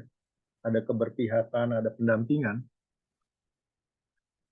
Saya tidak mendengar dari Pak Mas Bukin itu bahwa pendampingan itu sekarang banyak diberikan oleh pihak perguruan tinggi, Pak. Karena perguruan tinggi itu sekarang punya kewajiban, terutama dosen-dosen, punya kewajiban untuk melaksanakan yang namanya selain pengajaran, itu melakukan penelitian dan pengabdian kepada masyarakat. Nah, antara lain untuk pengabdian masyarakat ini, ya, untuk pengabdian masyarakat ini, dosen-dosen diwajibkan setiap semester itu melakukan pendampingan kepada pihak-pihak masyarakat. Nah, kami biasanya sangat tertarik untuk terjun langsung ke lingkungan UMKM. Nah, di bahan materi saya di sini terkait dengan pemantik ya dari penggunaan UMKM ini, yaitu keluhan dari pasar Tanah Abang ya. Khususnya dari di sini Ketua Bidang UMKM Koperasi Kewirausahaan, kami menilai munculnya Project S TikTok ini dapat membunuh eksistensi UMKM. Jadi pihak UMKM mengamati bahwa proyek dari TikTok itu perlu diperhatikan secara seksama oleh pihak pemerintah. Next. Ya. Nah, apa itu yang dimaksud dengan Project S? Project S merupakan platform ya dari e-commerce yang diluncurkan oleh induk TikTok ya, yaitu ByteDance. Ya, di sini berbeda dengan TikTok Shop ya. Project S ini merupakan platform yang memfasilitasi perusahaan agar dapat langsung menjual dagangannya sendiri langsung kepada end user ya atau konsumen akhir. Next, Mbak. Nah, perkembangan dari digital, teknologi digital ini luar biasa sehingga bisa mencoba mengejar pemain-pemain digital besar ya seperti Zain dan Amazon ya. Mereka sudah bergerak begitu cepat ya. Termasuk juga pemilik TikTok di Inggris itu menggunakan fitur-fitur belanja baru dalam aplikasi TikTok mereka yang disebut sebagai Trendy Beat. Jadi kalau saya perhatikan selaku pengamat UMKM, penggunaan digital ini begitu cepat dan kemampuan teknologinya begitu masif ya, begitu masif. Next. Semua barang yang diiklankan akan langsung dikirim dari China dan dijual oleh perusahaan milik TikTok yang terdaftar di Singapura. Jadi kalau saya lihat perkembangan dari rantai pasok itu begitu cepat ya. Bahkan mereka punya gudang di Singapura untuk bisa langsung didistribusikan kepada para pemakai atau pembeli akhir, end user. Next. Nah, sebenarnya apakah bisa dilakukan sinergi antara UMKM dengan e-commerce ya? Nah, di sini dilihat bahwa bisa dilakukan sinergi antara UMKM dengan e-commerce atau e-dagang ya. Next. Apa sinerginya? Yaitu satu, bisa akses ke pasar global ya. Cuman tadi yang disampaikan oleh Pak Deputi, setelah diberi kesempatan untuk masuk ke pasar global ternyata tidak bisa dipenuhi gitu ya. Kemudian dengan adanya pemotongan rantai pasok atau supply chain bisa mengurangi biaya ya, artinya cost, harga bisa ditekan ya, sehingga tentu saja para konsumen ini bisa mendapatkan harga yang lebih murah. Demikian juga ada peningkatan efisiensi dan peningkatan layanan pelanggan ya. Jadi sebenarnya membeli lewat e-commerce itu bukan hanya sekedar membeli ya, tapi ada pengalaman, ada experience, ada sensasi tersendiri ya. Kalau kita pencet-pencet begini kok bisa datang barang gitu ya. Jadi ada next Mbak. Iya, setelah datang barang itu mesti dibayar baru kita mikir gitu ya. Atau juga yang nggak datang. Malah nggak datang. Kalaupun datang ada yang berbeda speknya. Itu yang perlu di ini ya.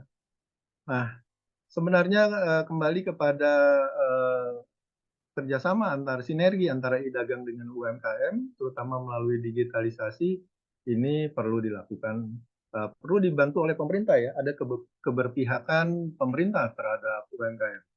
Contoh UMKM di Thailand itu dibantu oleh pemerintah dalam bentuk misalnya kalau mereka membeli mobil double cabin, ya, jadi kalau kita ke Thailand ya, itu pasti banyak mobil double cabin, Pak.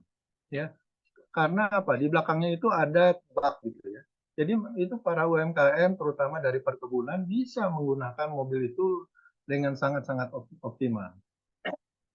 Berikutnya ya beberapa contoh spesifik bagaimana e-dagang mendukung UMKM ya. Jadi tentu saja seperti yang tadi sudah disebutkan bahwa digitalisasi merupakan bagian dari hal yang perlu diperhatikan oleh UMKM. Next. Nah ini terakhir ya, sedang ramai minggu lalu adanya Permendak nomor 31 tahun 2023 ya, terdapat 6 pengaturan utama yang membedakan dengan Permendak 50 ya tahun 2020. Jadi memang diharapkan tadi juga disebutkan oleh Pak Deputi bahwa Permendak 31 nomor 31 tahun 2023 akan dilakukan juga penyempurnaan, improvement supaya bisa mengikuti derap langkah dari dukungan pemerintah terhadap UMKM. Next, Mbak. Ya, ini lanjut masih, ini berkaitan dengan Permendak, terus ketiga, keempat, kelima, 6, dan lanjut. Ya, kita lanjutkan saja ke ada grafis-grafis ya. Ya. Ini semua ada di dalam Permendak 31 tahun 2003, aturan-aturan. Nah, di sini kita lihat ya, bahwa aplikasi TikTok ini makin melejit ya, ya. Jumlah akun aktif tiap bulan sekitar 500 juta akun. Ya, ini baru per Juni 2018 ya. Kemudian durasi penggunaan aplikasi mencapai 52 menit per hari ya. Jadi ini luar biasa ini. Ya, jadi orang senang benar ini ya, kita ketemu gadget, ada alat kecil ini kok aneh gitu ya. Kita pencet-pencet gitu ya. Enak nih pilih-pilih barang begitu ya.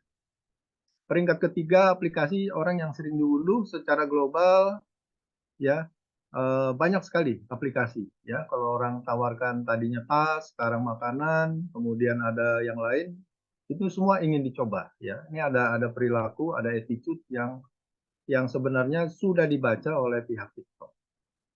Next, Mbak. Nah, apa saja ya 5 sosial media yang paling populer di Indonesia? Satu, di tahun 2019 masih YouTube, WhatsApp, Facebook, Instagram, Twitter ya.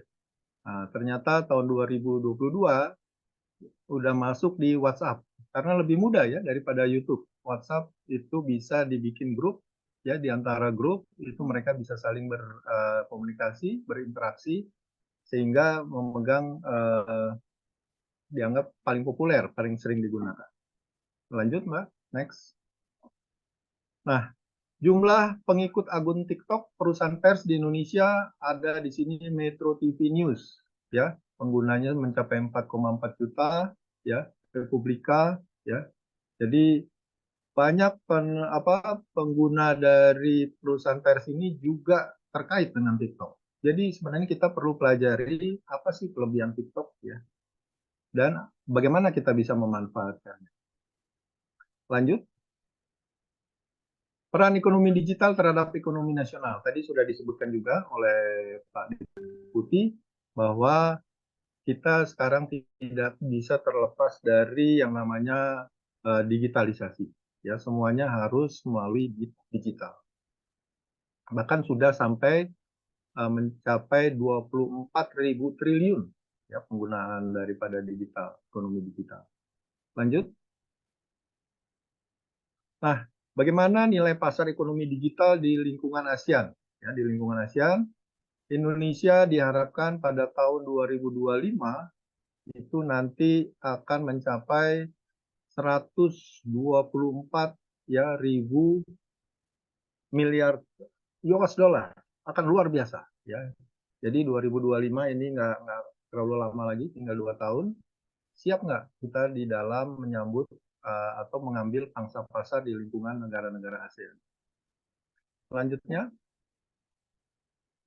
nah bagaimana peran ekonomi digital terhadap ekonomi nasional? Ya, kontribusi ekonomi digital terhadap PDB Indonesia tumbuh sampai 8 kali, ya sampai 8 kali. Di sini kalau tahun 2020 itu hanya mencapai 632 triliun atau 4% dari PDB. Diperkirakan sekitar 6 sampai 7 tahun mendatang ya akan bisa mencapai 4.531 triliun. Jumlah sangat besar ya yang harus bisa diantisipasi. Selanjutnya. Nah, platform media sosial yang paling sering digunakan ya di sini ada beberapa platform ya, terutama untuk transaksi jual beli di media sosial, transaksi di dalam grup media sosial, juga transaksi menggunakan konten-konten transaksi yang setara dengan pertemanan. Nah, jadi pertemanan ini juga berperan penting ya di antara lingkungan. Next. Berapa nilai barang yang terjual di platform e-dagang Indonesia tahun 2022? Jadi baru ada data dari tahun lalu ya. Lazada ini bisa mengantongi ya nilai barang yang terjual mencapai 77,1 triliun ya. Kemudian Bukalapak hampir sama 77,1 triliun. TikTok ternyata masih bisa dikalahkan oleh mereka ya. Hanya setengahnya 38,5. Jadi nanti kita bisa lihat ada gambar yang menyatakan bahwa pedagang-pedagang di Tanah Abang juga menginginkan agar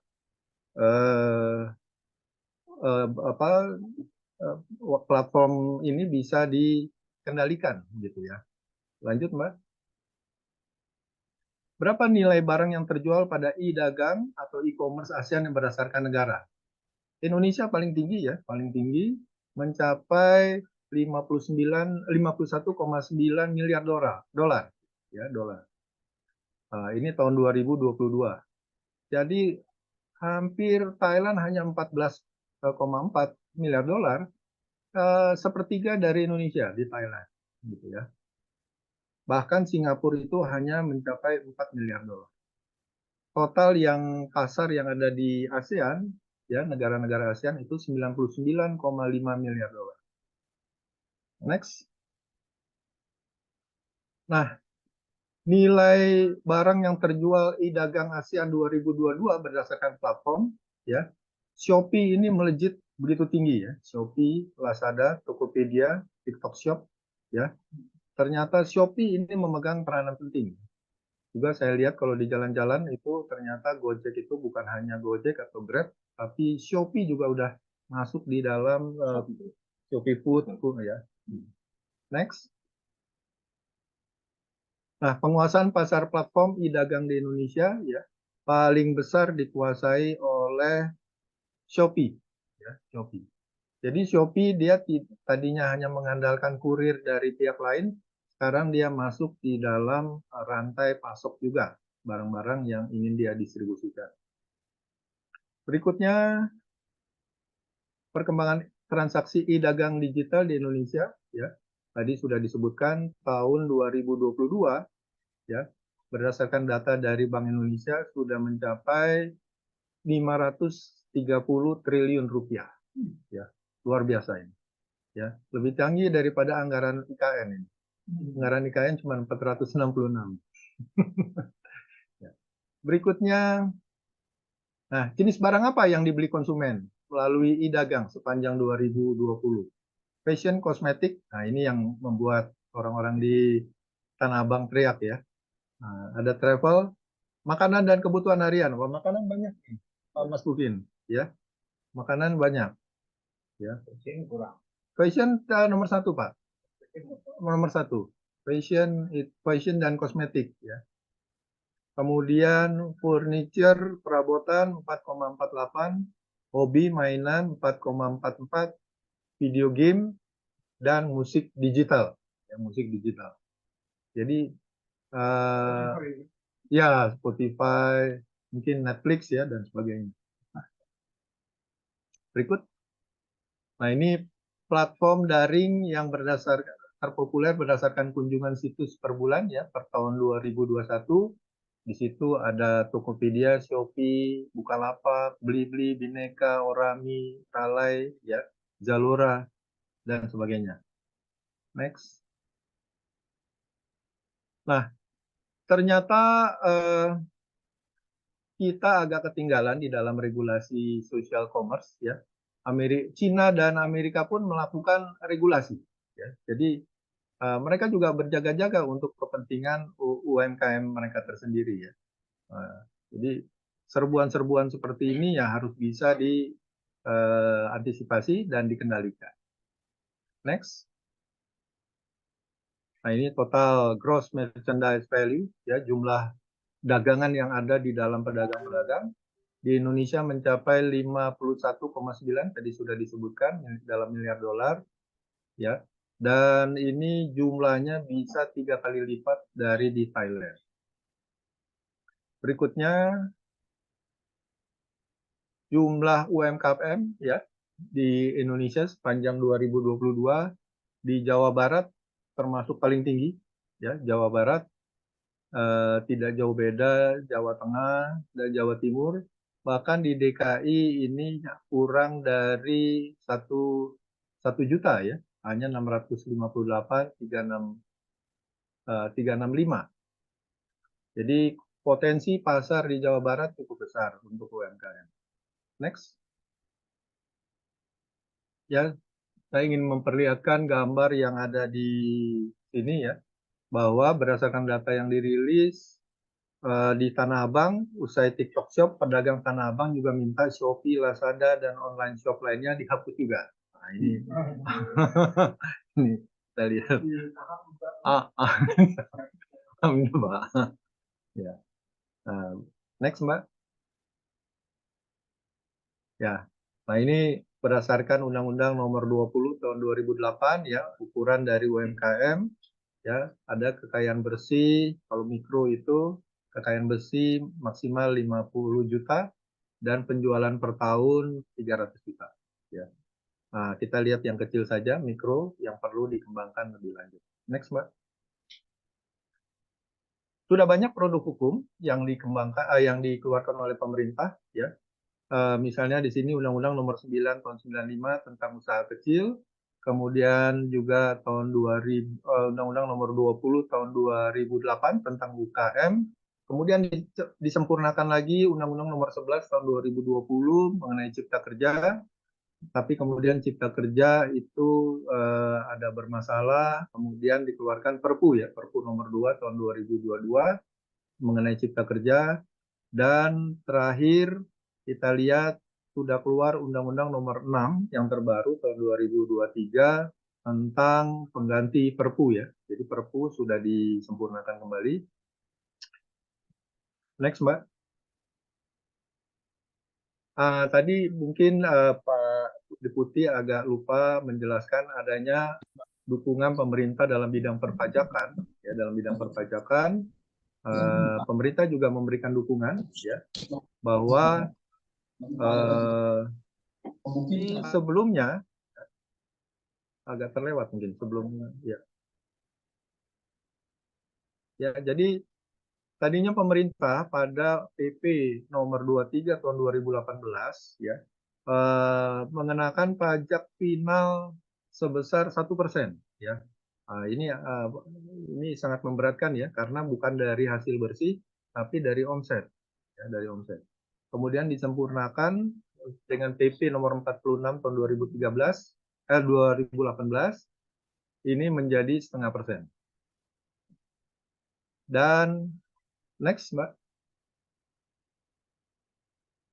Ya. Ada tarif khusus syarat ketentuan omset di bawah 4,8 M berlaku 3 tahun ya jika usaha berbentuk perseroan terbatas ya. Kemudian ada bentuk-bentuk lain di dalam bentuk-bentuk organisasi dari UMKM ya. Jadi ada insentif dari pemerintah di dalam perpajakan. Berikut. Nah, untuk UMKM yang di bawah 500 juta setahun itu tidak dikenakan pajak ya. Ini berdasarkan Undang-Undang Harmonisasi Peraturan Perpajakan Nomor 7 Tahun 2021. WPOP dengan peredaran bruto tertentu tidak dikenai PPh ya di bawah 500 juta. Cuman di lingkungan kuliner, Pak, itu restoran yang sudah beromset 200 juta ke atas itu kena pajak daerah sebesar 10% ya, Pak. 10%. PB1 ya. Pajak pembangunan. Next, Mbak. Ya, terima kasih. Demikian pandangan kami atas masukan-masukan dari Bapak Deputi, terutama juga dari Pak Mas Bukin selaku praktisi ya, yang sangat tahu suasana di lapangan seperti apa. Cuman sekali lagi Pak Mas Bukin, jangan ragu-ragu menghubungi perguruan tinggi, karena dosen-dosen punya kewajiban Pak untuk melakukan yang namanya tridharma perguruan tinggi, khususnya pengabdian kepada masyarakat. Pak Rene, mari kita tepuk tangan dulu. Ya, jadi sebelum kita membuka forum tanya jawab, ini ada beberapa yang sudah muncul di chat room nih. Terserah nanti apakah mau ditanggapi dari Pak Umar Kadin Gorontalo. Masukkan aja Pak, perlu ada satu badan atau dinas sebagai sumber utama pendataan UMKM di setiap kabupaten kota. Iya betul juga ya, lalu mudah ya, gitu ya. Lalu kemudian dari ibu atau Bapak Nur ini, maaf nih kalau salah, masukkan UMKM terkendala kualitas dan kontinuitas.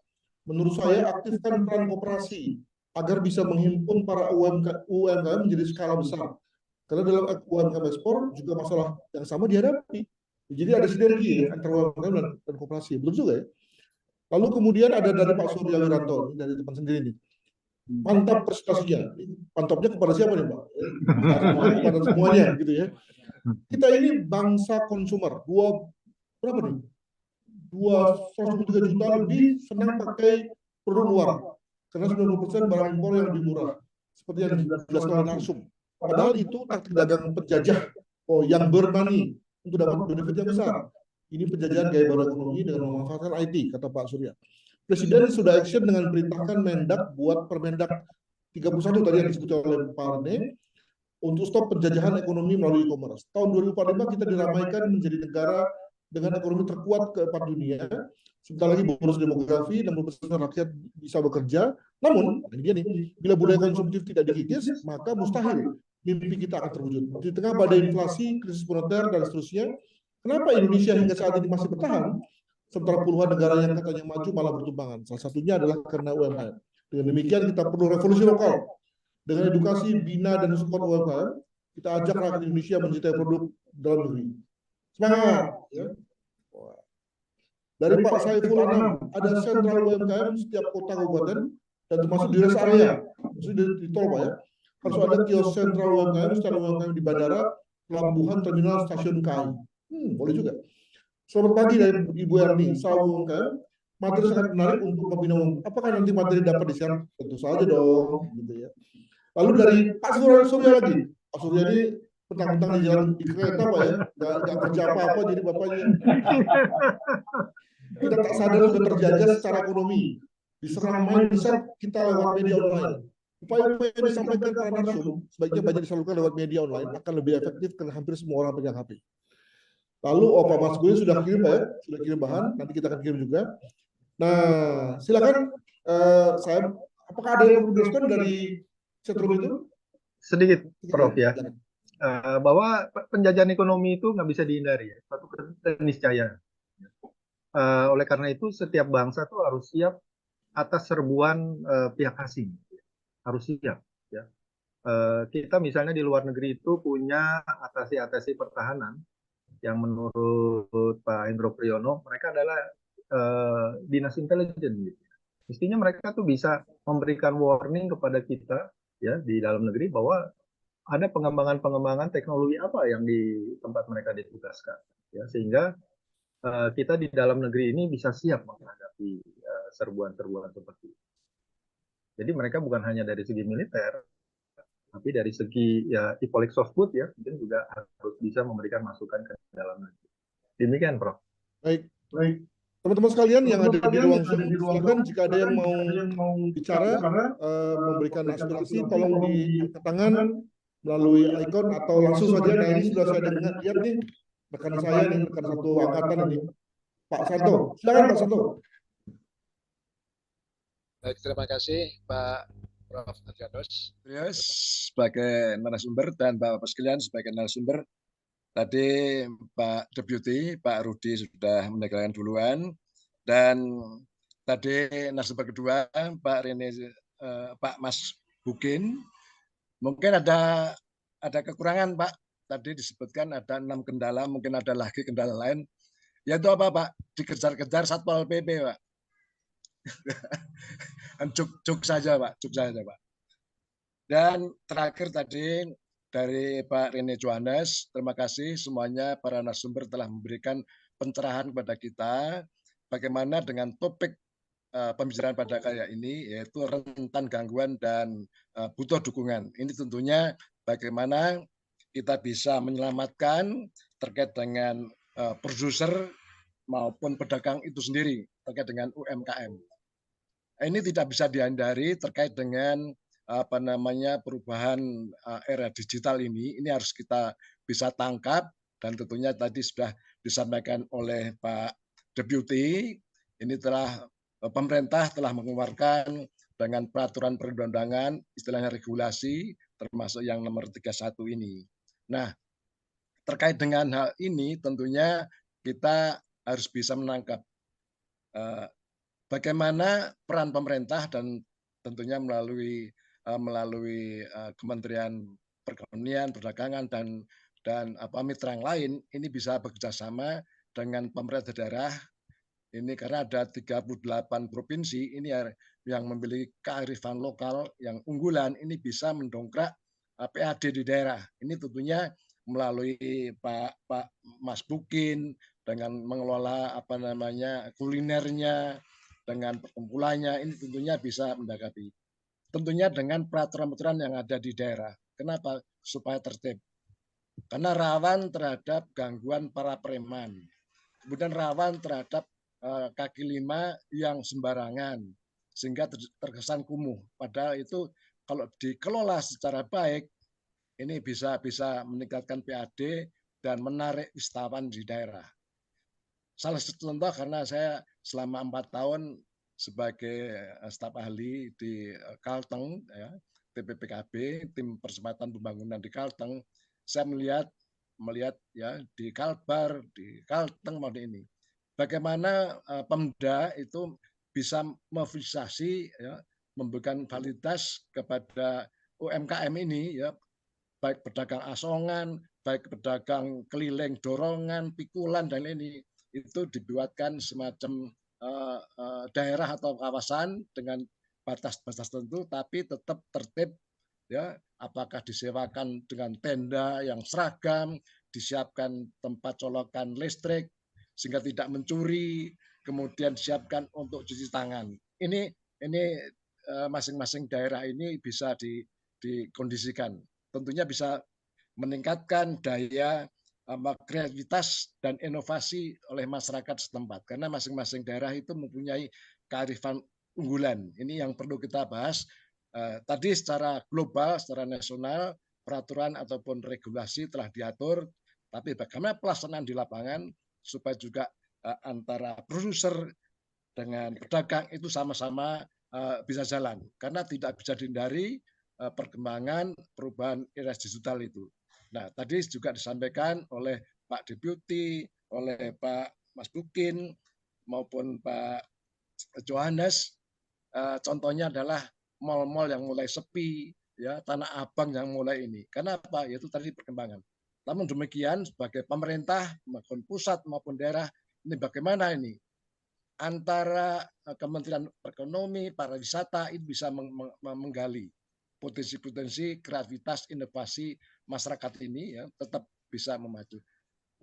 Ini sifatnya bukan pertanyaan, Pak, cuma menghimbau bagaimana melalui pemerintah pusat dengan pemerintah daerah ini bisa bersama-sama baik itu meningkatkan kualitas inovasi produser maupun pedagang itu sendiri.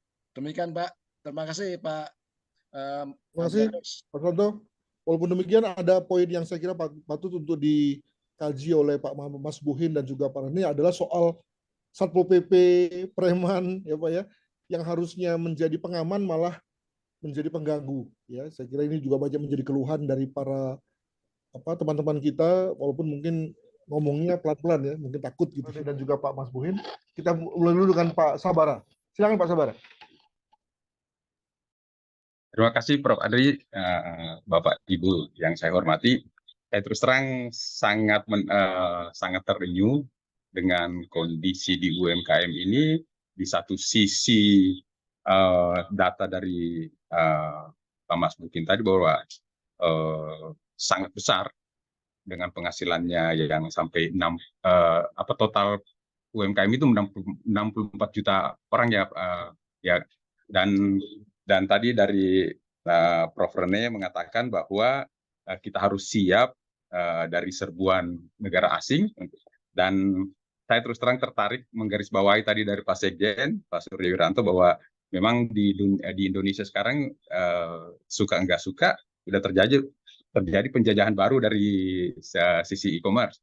Cuman saya pernah menulis itu mungkin udah lama, dan waktu itu kayak masih kayak utopi atau masih mengawang-awang bahwa di Indonesia itu kita sebenarnya butuh email address itu di single ID, jadi masing-masing KTP itu nomor induk pendudukannya itu jadi big data orang-orang Indonesia itu memang udah kita bisa, karena tadi kata narasumber bahwa pemerintah itu harus di tiga poin yang beririsan, yaitu tentang keberpihakan, pendampingan, dan monitoring. Nah, bagaimana caranya kita mau melakukan tiga poin besar itu, sementara kita nggak bisa mengontrol masuknya pemain-pemain asing itu. Kenapa China itu bisa besar? Karena mereka bisa kontrol, jadi nggak sembarang itu bisa masuk. Kenapa kita nggak bisa bikin gitu? Misalnya, ini hanya contoh, tiktok.go.id atau .id. Jadi harus di mereka berupa domain Indonesia. Apapun itu yang masuk ke Indonesia harus domain Indonesia, jadi bisa terkontrol. Jadi keluar masuknya semua apapun itu, malah kita membantu pajak, kita membantu orang-orang kecil untuk mereka bisa berkiprah tanpa takut dengan serbuan dari negara asing itu. Dan terus terang doktrin dari Presiden Soekarno itu masih tetap relevan, dan kita harus hormati tentang doktrin berdiri di atas kaki sendiri, karena kalau enggak kita hanya jadi penonton di negeri sendiri ya. Dan tadi terus terang saya tertarik sekali kata-kata dari Pak Mas Bukin bahwa posisi kita di UMKM itu tidak di posisi bisa menawar. Jadi kita seolah-olah kayak hanya didikte aja. Kenapa dengan prinsip yang simple kita tertibkan yang namanya email address itu, insya Allah akan berdampak sangat besar. Jadi bukan lagi misalnya Mas Bukin Gmail atau apa begitu. Kita bikin sendiri dan itu sangat-sangat memungkinkan dan itu insya Allah nggak susah. Mungkin itu aja, Prof. Terima kasih banyak. Ya, memang betul Pak ya. Kesan saya adalah memang UMKM ini penting-penting nggak penting gitu ya. Banyak hal yang masih bolong-bolong gitu. Padahal ada kementerian khusus untuk itu. Ya. Atau kerjanya di mana. Baik, kita mengundang Pak Rajab, silakan. Assalamualaikum warahmatullahi wabarakatuh. Waalaikumsalam. Kebetulan latar belakang kami dari pemerintahan daerah, dari yang rendah sampai agak tinggi sedikit, sampai tingkat sekda provinsi. Menurut saya, tidak semua urusan ini harus menjadi urusan pemerintah pusat. Sebetulnya kalau kita lihat dari kacamata undang-undangan, urusan pemerintah pusat itu hanya tinggal 6. Moneter, ekonomi luar negeri, pertahanan keamanan, agama, dan hubungan luar negeri. Di luar itu, semua kewenangan itu sudah dilimpahkan, didistribusikan kepada gubernur, bupati, wali kota. Semuanya sudah diserahkan di luar 6 bidang mutlak. Dan pemerintah pusat hanya memberikan bimbingan dan pedoman. Sesungguhnya pelaksana daripada semua ini ada di gubernur dan bupati, wali kota. Satu hal yang kami masih ingat, zaman Orde Baru dulu. Jadi tidak semua yang ada Orde Baru itu jelek semua. Misalnya Pak Harto itu sangat concern di bidang pertanian. Bahkan ada perlombaan yang namanya lomba mina padi. Bayangkan itu. Sawah yang sudah dipanen, dikasih air, di situ dilepas ikan, itu dilombakan sampai ada juaranya tingkat nasional. Saya sendiri pernah semasa menjadi bupati, menjadi juara 1 lomba ayam bukan ras. Bayangkan. Itu dilombakan. Dan pemenangnya itu diundang ke istana. Nah, jadi kalau sekarang misalnya saya lihat Pak Jokowi bangga dengan bahwa 1 hektar bisa menghasilkan 9 ton gabah kering. Sesungguhnya tahun 75-95 itu zaman Orde Baru sudah biasa itu 1 ton asal 1 hektar 9 ton itu dengan program Supra-Insus itu bukan hal yang luar biasa. Biasa saja sudah. Nah, jadi sekarang ini saya lihat mungkin harus dikembalikan lagi itu. Bagaimana kita mendorong para bupati wali kota ini untuk berkompetisi secara sehat dalam rangka memajukan UMKM ini. Apa salahnya kalau setiap tahun diadakan lomba itu? Siapa pemenang di tingkat provinsi? Siapa nanti pemenang dari tingkat kabupaten seluruh Indonesia? Itu diberikan penghargaan langsung oleh presiden di istana. Itu bukan main, memberikan perangsang atau rangsangan kepada bupati wali kota untuk berlomba-lomba mencapai. Kami pernah misalnya menang nomor 1 lomba ayam buras. Bayangkan Mbak itu. Kecil kan. Ayam bukan ras tapi nomor 1 tingkat nasional. Sampai nomor 3 itu diundang ke istana dan disahkan langsung oleh presiden penghargaan. Nah ini yang mungkin perlu sekarang dibangkitkan lagi bagaimana memotivasi para kepala daerah ini. Yang sesungguhnya mereka lah yang paling bertanggung jawab Pak. Mengenai UMKM ini. Pemerintah pusat itu hanya memberikan bimbingan pedoman. Mereka hanya tinggal 6 kewenangan mutlak yang dipegang mereka. Selebihnya itu sudah didistribusikan habis kepada gubernur-gubernur. Jadi kalau sekarang dikit-dikit orang menyalahkan pemerintah pusat, saya kira itu sangat salah sekali. Karena tugas beban tanggung jawab itu pemerintah itu sudah dibagi habis kepada para gubernur, bupati, wali kota. Terima kasih. Terima kasih. Pesannya dapat Pak. Ya. Baik, kita mengundang Pak Rene, mungkin tadi Pak Maswin dulu, sekarang kita Pak Rene dulu, lalu nanti kemudian disambung oleh Pak Maswin. Silakan terhadap berbagai hal yang menjadi concern dari para peserta. Silakan Pak Rene.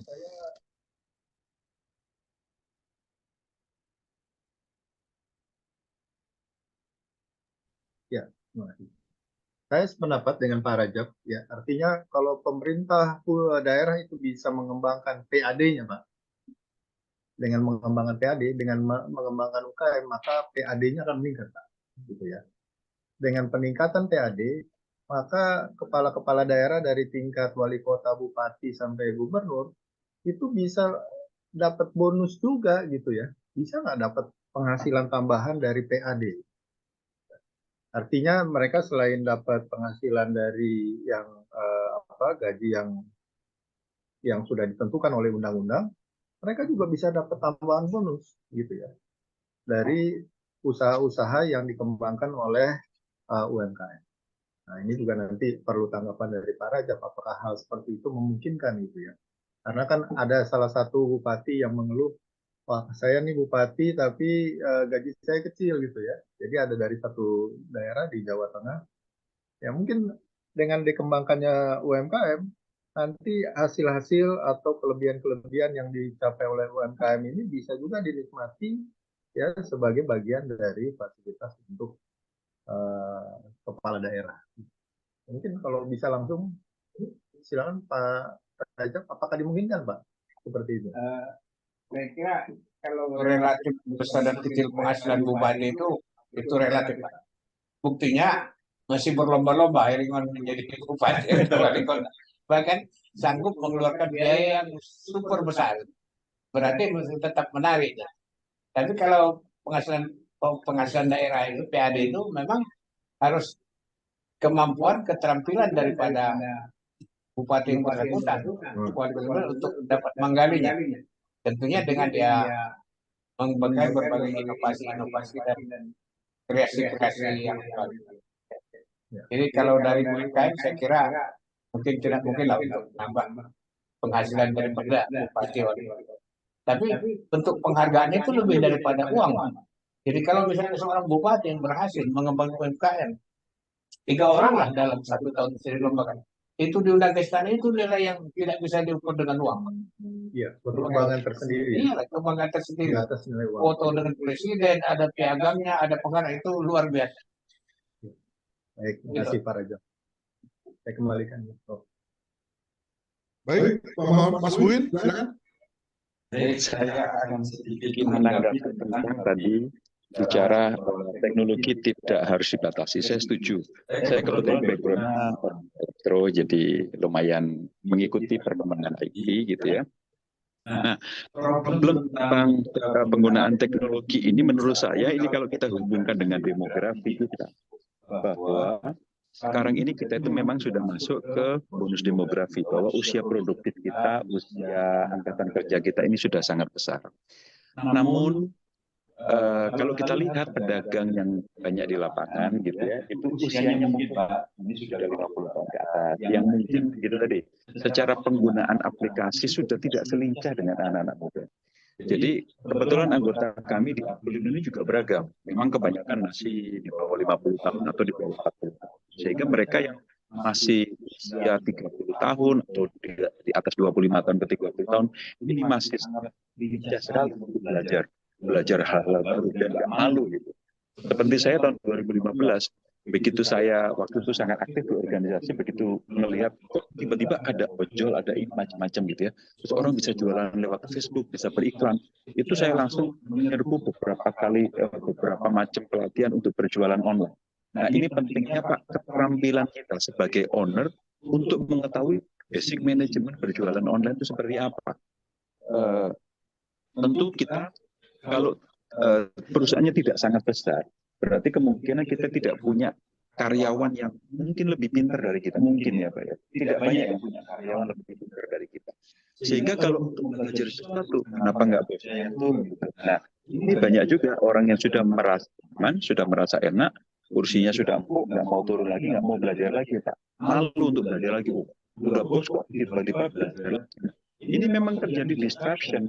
Kalau kita nggak turun untuk benar-benar masuk ke dalam situ, kita nggak akan bisa. Nah, ini termasuk kaitannya tadi ngomongin berjualan lewat Instagram. Tiba-tiba ada TikTok Shop dengan keranjang kuning. Kalau kita tidak masuk ke situ juga, nggak banyak orang yang bisa masuk ke situ Pak. Terus dia itu kan banyak yang anak-anak muda ya, cantik-cantik, ganteng-ganteng, ya, dengan gayanya mungkin bisa joget-joget, usianya di bawah 30 tahun. Nah, mungkin kalau saya mau joget-joget agak kurang Pak ya, apalagi yang mungkin sudah 60 tahun, 70 tahun. Nah, ini tentu penanganannya tentu pasti berbeda. terkait dengan demografi, bahwa betul ada keuntungan di situ seperti tadi disebutkan oleh Bu Nur gitu ya. Buat anak muda itu diuntungkan. Saya juga mungkin termasuk yang mendapatkan momentum berjualan waktu itu di dunia seluler tahun 2000-an waktu itu ya, bahwa tidak banyak orang yang berjualan pulsa.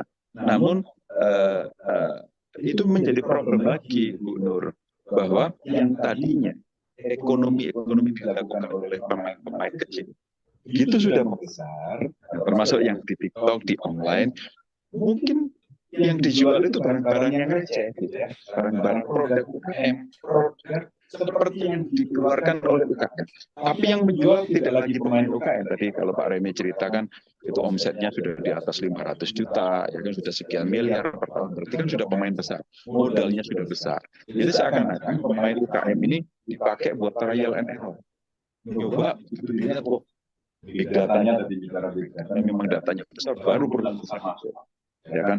Yang tadinya mungkin yang berjualan pulsa orang-orang yang di pinggir jalan gitu ya, sekarang mungkin sekali klik kita bisa beli pulsa, bisa isi ulang. Tapi yang jualan siapa? Gojek, GrabFood. Lalu pemain gede lagi, yang pemain kecil terpinggirkan lagi, bicara tersingkirkan lagi. Sama misalkan yang dikhawatirkan dari TikTok Shop yang versi S-nya itu Pak, misalkan nih orang berjualan produk begitu live, laris sekali. Nah Cina ini kan sangat pintar meniru Pak, teknologinya lebih canggih dari kita Pak. Jumlah penduduknya juga jauh lebih banyak gitu kan. Jadi mereka bisa mungkin lebih murah dan bisa menjual produk yang lebih masif. Nah itu kalau program kenapa? Nah seperti itu. Saya kebetulan 2016 pernah pelatihan selama 2 minggu dan ditunjukin teknologi ya dalam tanda kutip yang dia tiru gitu ya. Dan dulu dari perusahaan-perusahaan Amerika, Eropa itu yang tadinya mereka nggak bisa bikin, dia bikin, melakukan alih teknologi. Nah kita kan sebenarnya sudah punya alumni Toyota ya kan, sudah bisa mestinya bikin mobil nasional. Tinggal tadi keberpihakan pemerintah mau nggak, dan jangan ada tendensius bisnis yang dikelola oleh negara gitu. Waktu itu kan sebenarnya kita udah keren mau bikin mobil nasional, tapi ya yang bikin keluarga sana kan jadi apa jadi nggak interest lagi gitu. Tapi kalau benar-benar kita bikin mobil nasional seperti Malaysia bikin, saya yakin orang Indonesia mampu, orang kita pintar, kalau bisa diajarin kita bisa kok belajar. Nah, Cina sudah melakukan itu. Nah, yang dikhawatirkan itu Cina melakukan plagiasi produk-produk termasuk produk-produk UKM kita. Batik, apa mereka nggak bisa bikin? Bisa banget gitu ya. Ya kan, polanya dibikin dibikin pola, gampang lah bikin pola buat mereka ya kan. Udah ya nggak pakai desainer mereka canggih ya kan, pakai printing, terus pakai ukuran kita, disebarin lagi ke kita dengan jualan online lewat Alibaba atau TikTok Shop dan lain-lain. Nah ini yang backfire, yang ya bagaimana pemerintah meregulasi, mungkin sudah ada regulasi kemarin itu, oke, jualan online-nya mungkin tapi ada batasan tertentu yang bagaimana bisa melindungi tidak hanya mungkin UKM tapi semua pedagang yang ada di Indonesia. Mungkin itu yang lainnya rasanya tadi banyak masukan Pak Sabara, Pak. Sebenarnya gini Pak, kita sudah punya doktrin ATM yang lama. Cuman ATM bukan ATM yang itu Pak ya. Amati, tiru, modifikasi. Nah ini kita udah lama gitu ya. Cuman pada saat kita harus memodifikasi, ini yang mentok. Ini teori ATM sudah ada, amati, tiru, modifikasi. Nah, ini kita sudah lama ini. Masalahnya Pak ini teori ATM yang kita miliki itu juga dimiliki oleh China. Mereka cuma kita lebih dulu. Tapi mereka dengan teknologi, kemampuan teknologi yang lebih canggih, dengan teknologi yang dia miliki ini dan bisa berjualan, mereka jauh lebih cepat dan lebih masif daripada kita. Nah, ini problem dari sisi internasional ya. Perdagangan ini udah ngomongin internasional gitu. Baik, di sini juga ada masukan nih. Bagaimana kalau pendapatan bebas pajak itu jangan 500 juta, tapi dinaikkan misalnya menjadi 1 miliar. Nah ini mungkin akan pelunakan-pelunakan yang malah membuat kalau orang terlena mungkin ya. Jadi saya kira ini satu masukan, namun mungkin tidak bisa dilakukan secara cepat. Begitu. Ada lagi di sini ada masukan, oh tidak ada lagi. Gitu. Baik. Baik, saya kira kalau tidak ada masukan lagi, bisa kita tutup diskusi ini. Untuk itu maka kami mengundang Ketua ISC yang kebetulan sudah sampai di kantor, Prof. Gumilar, untuk memberikan sapaannya dan sekaligus menutup acara. Kepada Prof. Gumilar dipersilakan.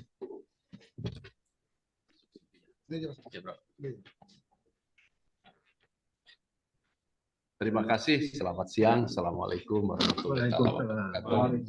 Salam sejahtera. Shalom. Om Swastiastu. Para pembicara yang terhormat, Pak Rini, Pak Mas Bukin, terima kasih atas perkenannya ya untuk berbagi ilmu bersama dengan partisipan yang hadir pada pagi ini. Dan tentu kita mengetahui bahwa UMKM itu merupakan salah satu harapan ya bagi kita sebagai bangsa untuk maju ke depannya secara ekonomi maupun kaitannya dengan upaya pengembangan inovasi. Nah, tadi disinggung oleh Pak Mas Bukin maupun Pak Rini terkait dengan upaya untuk kita senantiasa mampu memodifikasi ya, inovasi-inovasi dikembangkan. Istilah yang umum barangkali bukan saja di level alih teknologi, tapi kita mencuri teknologi. Jadi reverse technology, bukan transfer of technology. Dan tentu kalau kita mampu ya UMKM itu untuk diperbanyak, diperkuat, dan dalam jumlah tertentu memang bisa berkembang menjadi perusahaan yang lebih besar dengan profesionalisme pengelolaan didukung oleh inovasi-inovasi dan juga peran dari universitas sebagai lembaga riset atau lembaga-lembaga riset lain yang terkait untuk bersinergi dalam rangka mengembangkan UMKM dalam menjalankan usaha ke depan yang mampu menjadikan bangsa dan negara ini mempunyai hal yang bisa diharapkan. Terakhir saya mengucapkan terima kasih di sini yang hadir Pak Dokter, terima kasih, dan juga Bapak Pak Rajab. Pak Rajab, terima kasih atas perkenannya, tentu WK1 yang hadir. Mudah-mudahan minggu depan ya kita masih akan berjumpa lagi dalam diskusi yang serupa, namun dengan topik yang tidak kalah serunya dengan hari ini. Dan seperti kita ketahui, ISC seperti ditunjukkan oleh laporan hasil diskusi dan produk-produk lain, mungkin merupakan salah satu entitas dari Ikatan Keluarga Lemhanas ya di bawah IKAL Pusat yang sangat aktif dan produktif. Kita mengetahui bahwa di ISC untuk tahun ini sudah puluhan kajian dihasilkan, padahal ditargetkan oleh Ketua Umum IKAL maupun oleh kita memang tidak sebanyak itu, tetapi antusiasme dari para alumni Lemhanas untuk mengisi acara dan menyodorkan banyak topik yang menarik merupakan hal yang salah satunya menjadi faktor utama produktivitas dari ISC. Dan tentu faktor dari Wakil Ketua 1 yang sangat aktif ini berperan juga atau sangat berperan untuk kita semua terus yang menghasilkan karya-karya. Hasil dari diskusi ini seperti biasa nanti akan dilaporkan kepada Ketua Umum untuk menjadi bahan sesuai dengan keperluan yang ada di IKAL Pusat disampaikan kepada pemerintah ataupun disampaikan kepada pihak-pihak terkait. Terima kasih kepada hadirin sekalian. Sekali lagi, mohon izin saya untuk sekalian menutup ya Pikon pada hari ini, dengan mengucapkan salam sehat. Semoga Bapak Ibu sekalian senantiasa dirahmati oleh Tuhan Yang Maha Esa, sehat selalu, panjang usia, berkah, dan senantiasa kita semua bersama-sama bersemangat untuk mengabdi kepada bangsa dan negara. Mohon izin saya untuk menutup ikon ini dengan mengucapkan salam Ikal Lemhanas Republik Indonesia. Terima kasih.